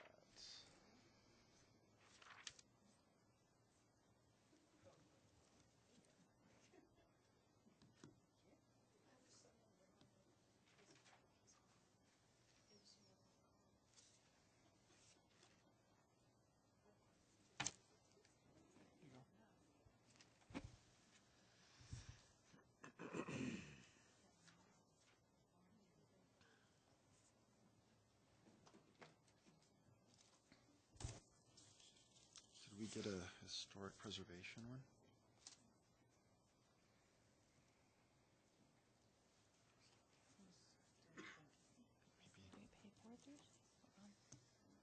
You do. Val, is this the blank one's historic pres?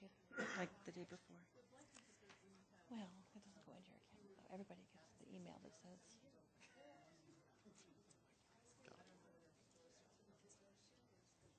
Did you guys get it? Did you get a historic one? Do you have a historic preservation? Make the big box. I didn't have. So is mine. Okay. Councilmember Martin voted for Suzanne Sibley and Ann Thompson. Mayor Bagley voted for Shirley Noreen and Ann Thompson. Councilmember Christensen for Shirley Noreen and Suzanne Sibley. Councilmember Peck voted for Suzanne Sibley and Ann Thompson. Councilmember Finley voted for Shirley Noreen and Ann Thompson. And Councilmember Rodriguez voted for Shirley Noreen and Ann Thompson. So Shirley Noreen and Ann Thompson are your two board members for Callahan. Cable Trust didn't get any applications, so Golf Course Advisory Board, vote for 2 regular members.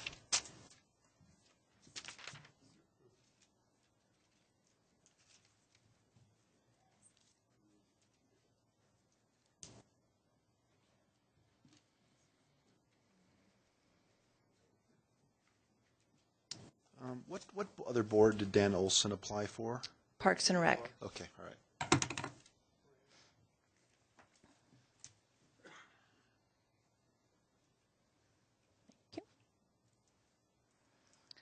Okay, Councilmember Martin voted for Fred Schulerud and Bill Yetzer. Councilmember Bagley for Fred and William and Bill. Councilmember Christensen for Dan Olson and Fred. Councilmember Peck, Dan Olson and Bill.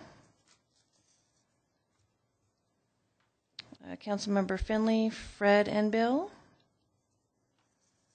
And Councilmember Rodriguez, Fred and Bill. So Fred Schulerud and William Yetzer are the 2 board members. Housing Human Services Advisory Board, we have 3 vacancies. How come you guys are so fast? Jeez. Longmont Housing Housing Consumer Services. Housing Human Services. David Spencer. Daniel Bruton. Carlene Dowdy. Good. Good.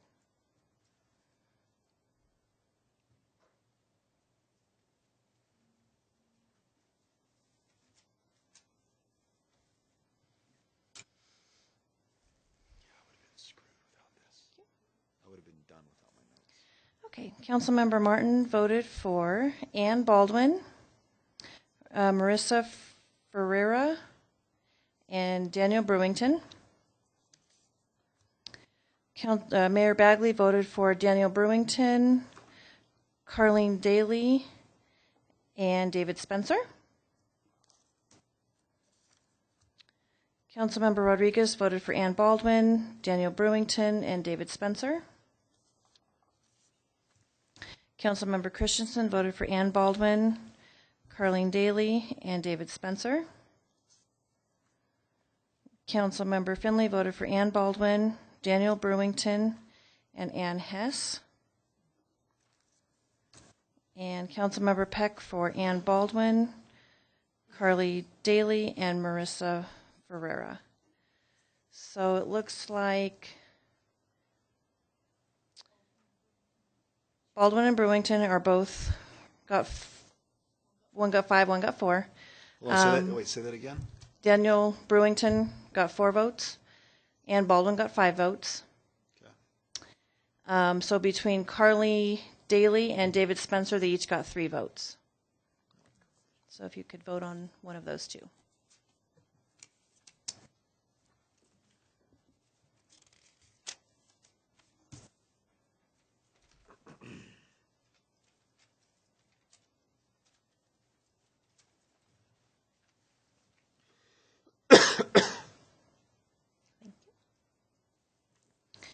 Okay.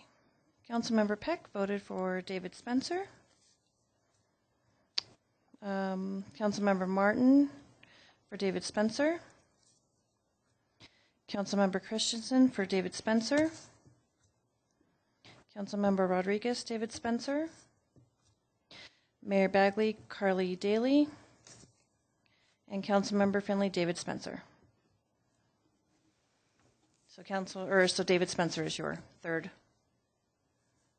board member. Historic Preservation Commission, 3 regular member terms, 1 alternate member term. You can either make a motion or vote by ballot.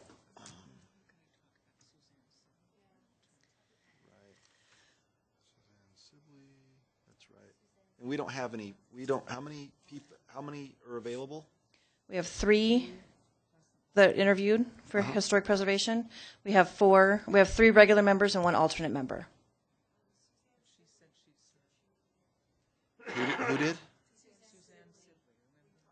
Great. Well, then I move that we appoint Corkett Honoran, Jana Bagwell, and Kimberly Carpenter as the 3 unexpired terms, and Suzanne Sibley as an alternate.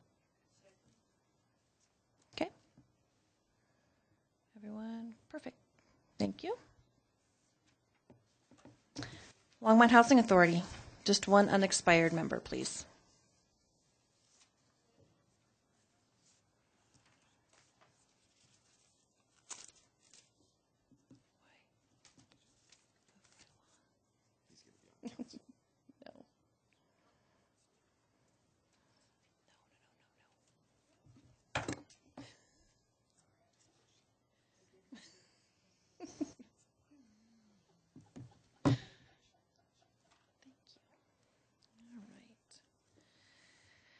Okay.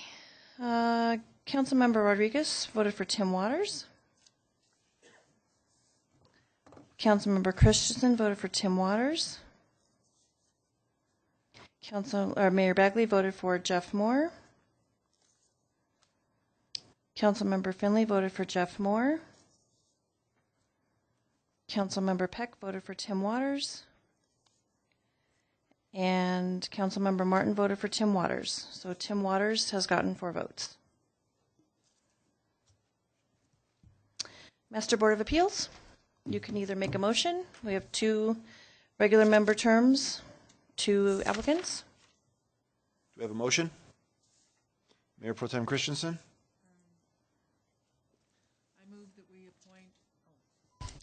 I move that we appoint David Bishton and Don Russell to the 2 regular member terms.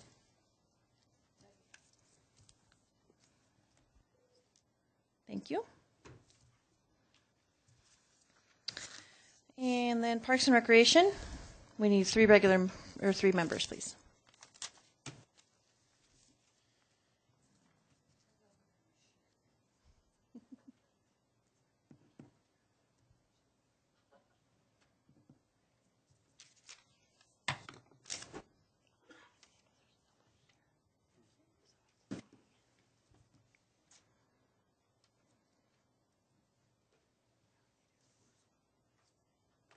You know what? Can I have mine back?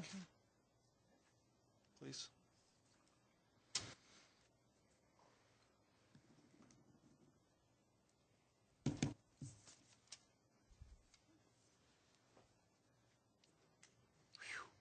Almost voted for the wrong person. Almost blew it. Okay, Councilmember Christensen voted for Robert Putnam. Where's this one? There we go. Daniel Olson and Katja Stokely. Mayor Bagley voted for Robert Putnam, Katja Stokely, and Dan Olson. Councilmember Martin voted for Dan Olson, Robert Putnam, and Katja Stokely. Councilmember Rodriguez voted for Sarah Breaker, Dan Olson, and Katja Stokely. Councilmember Finley voted for Dan Olson, Robert Putnam, and Katja Stokely. And Councilmember Peck voted for Holly Glessner, Robert Putnam, and Katja Stokely. So it looks like Dan Olson, Robert Putnam, and Katja Stokely are your 3 members there. Planning and Zoning Commission, 2 regular members. We'll go with just 2 regular members first.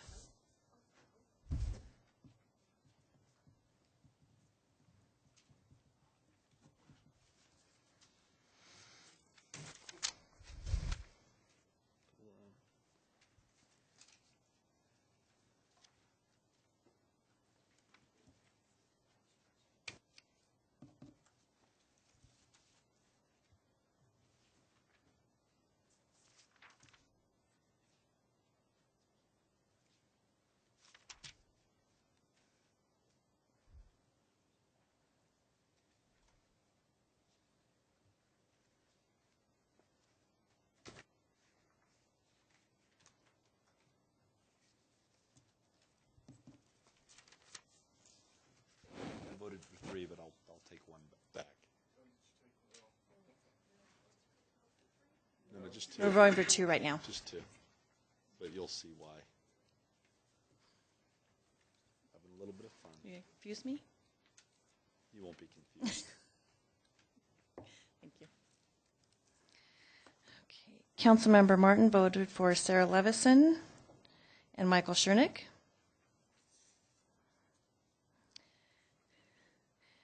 Mayor Bagley voted for Aaron Rodriguez, Richard Uday, and Michael Schernick. I'll take back Aaron Rodriguez. Councilmember Finley voted for Michael Schernick and Josh Tetzlaff. Councilmember Christensen voted for Sarah Levison and Michael Schernick. Councilmember Peck, Sarah Levison and Michael Schernick. And Councilmember Rodriguez for Catherine Kaiser and Michael Schernick. So we need to, Sarah Levison's received 3. Richard Uday, Catherine Kaiser, and Josh Tetzlaff all received 1. And then Sarah and Michael Schernick is on. So we need to vote for 1 more. Is there, all right, we'll do 1 more and then we'll have discussion if we need to. Richard Uday, Catherine Kaiser, and Joshua Tetzlaff. And Sarah Levison received 3.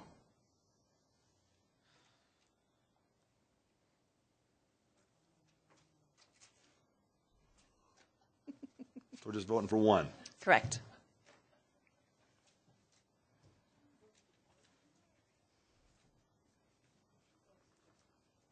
It's late.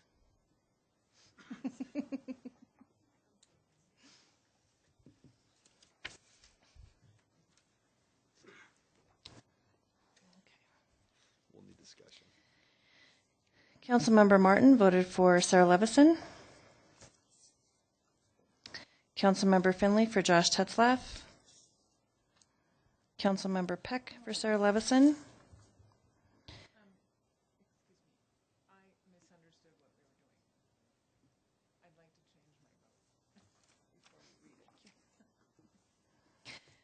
Councilmember Rodriguez voted for Josh Tetzlaff.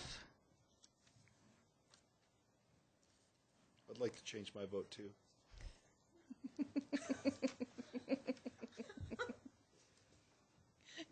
It's late.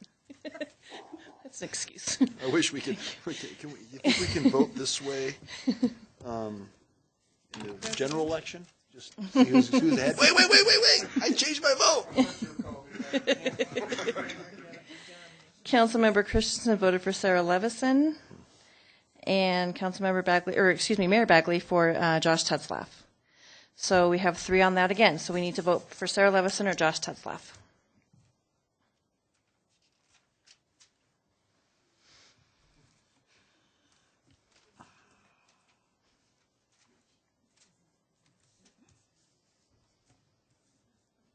Where's the planning? Ah, there it is. 1 more vote, then we'll discuss. Thank you. Mayor Bagley voted for Josh Tetzlaff. Councilmember Rodriguez for Josh Tetzlaff. Councilmember Christensen for Sarah Levison. Councilmember Peck for Sarah Levison. Councilmember Martin for Sarah Levison. Councilmember Finley for Josh Tetzlaff.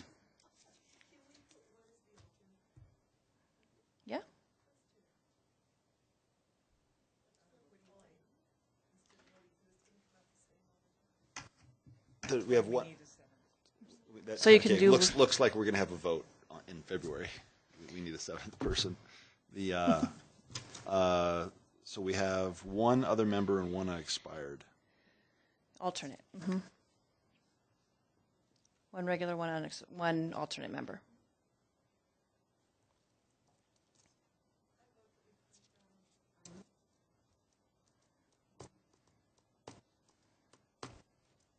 Councilmember Peck.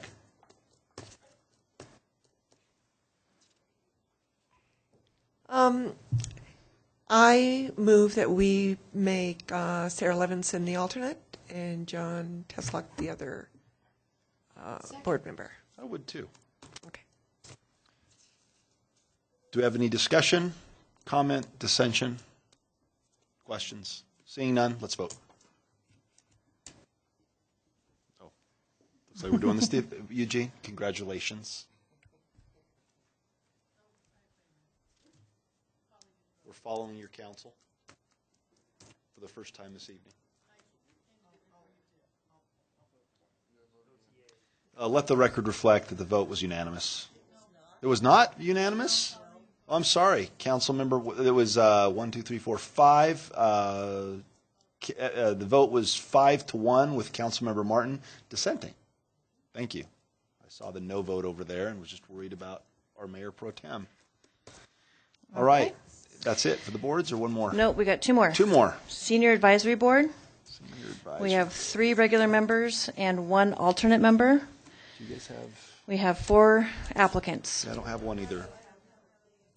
But we have blanks. You have blank ones, Or yes. do we have, how many posts are open?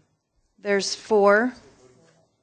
So you could vote for 1 alternate and then you can make a motion. It's up to you. Although I don't think Steve showed up, did he? No, he's the one that Steve Charbonneau is not.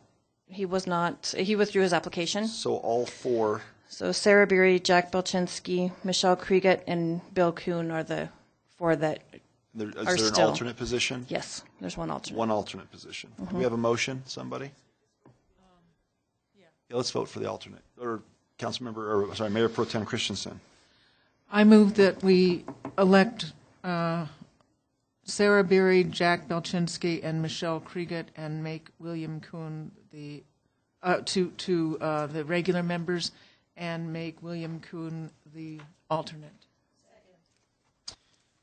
Seeing no further discussion, let's vote.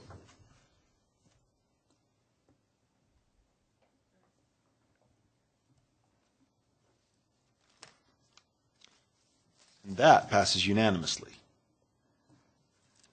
All right, last one is the Visit Longmont Board. All right, Visit Longmont. And you do not have ballots for this one either. 1 regular member.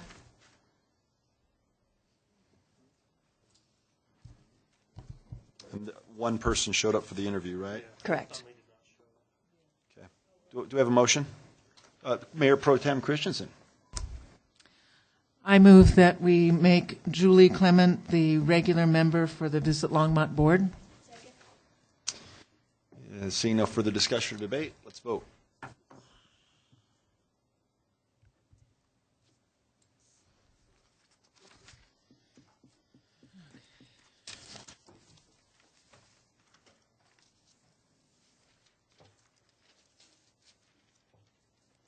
That passes unanimously.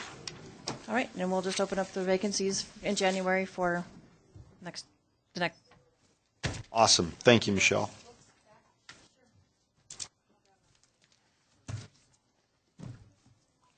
You can just leave them in the dais and we'll pick them up. All right, let's move on to final call. Public invited to be heard. Mr. Coe.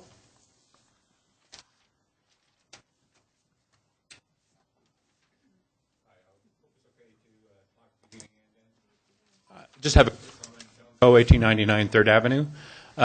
Regarding the airport fees, I just had one idea that I actually run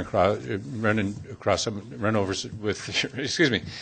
Just one idea is that maybe we could charge on the rate of decibel tax. You know, they have to run up their airplanes before they take off, and one way possibly would be to tax on the noisier aircraft based on that the decibels, on run-up. Just as an idea. Thought that I'd run that by you. Thank you. Have a great Thank you. holiday. Are there any other members of the public present who would like to speak? Come on down, ma'am. Hello. Can you hear me? My name is Larissa Rhodes. I am a resident of Quail Ridge. I would like to ask Mayor Bagley and the council to refuse and reject any future proposals for any fracking or wells. I'm a proud resident of the city, and I'm happy that they're moving towards sustainability, but I refuse to be content with a future that includes fossil fuels. I'm a filmmaker, and I make films. I currently make them about climate change, and you can see them on Netflix.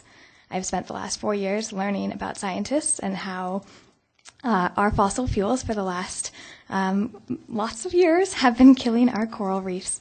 We're on track to lose 90% of our coral reefs by the same 2030 deadline of our zero net carbon goal here in Longmont. You may not care about corals because I didn't, and I grew up in this landlocked state, but I learned that our oceans control a lot of things like our oxygen, a food supply for over 500 million people, and our weather. I've also learned that what happens to the ocean will affect me. But it isn't about my future, it's about our present. I look at Longmont as a cool city. I'm a millennial, and based on the presentation earlier today, I'm the demographic that we're relying on for part of our future tourism. Having a city that's powered by fossil fuels of any kind is not cool. It's archaic, and if we want to live in a city with clean air, clean water, a city that touts its sustainability, we can't masquerade as one. We cannot allow our zero net carbon plan to include fossil fuels of any kind.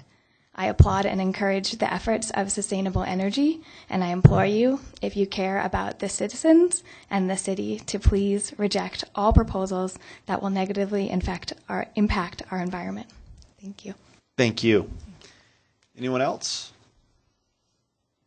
All right, seeing none, let's go ahead and move on to mayor and council comments. Councilmember Peck.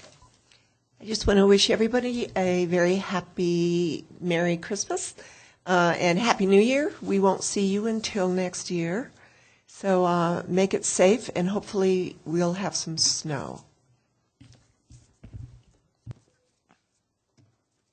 Mayor Pro Tem Christensen. Well, this is my little Merry Christmas message. So Merry Christmas to everybody. You won't be seeing us until January. I'd especially like to thank and wish a good holiday season to the doers of thankless tasks. At the end of meetings, those who wash and fold up the tablecloths, stack the chairs, shut off the lights, and lock the doors. Those who make the holiday meals and serve them and wash the dishes and put the dishes away. The doers of thankless tasks do them for little or no money and little or no thank yous, but the work is not considered economically significant. But the doers of the thankless tasks truly keep the world running. So thank you all, and Merry Christmas. Councilmember Martin.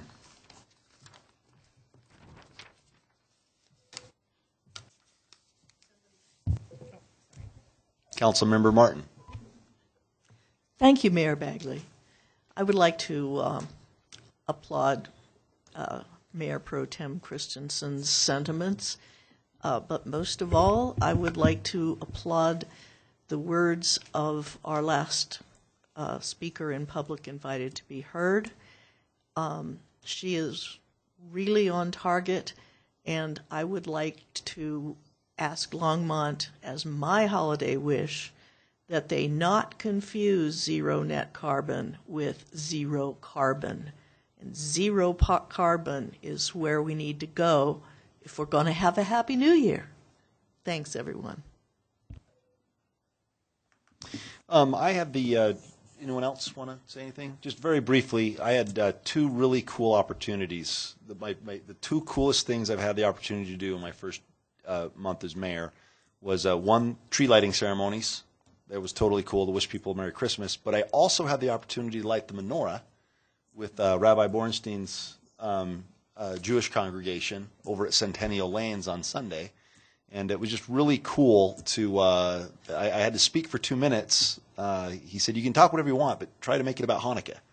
And so I had the opportunity to do a little bit of research on Hanukkah, and I didn't really know where that came from or what the history was. So he and others educated me, and I just thought it was really cool, and just thought very, very, very, very unique and cool celebration. So Merry Christmas, Happy Hanukkah, Happy Holidays, and looking forward to a fantastic 2018 with this council.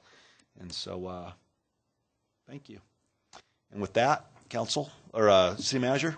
No comments, Mayor, Council. City Attorney? No comments, Mayor. All right, we're adjourned.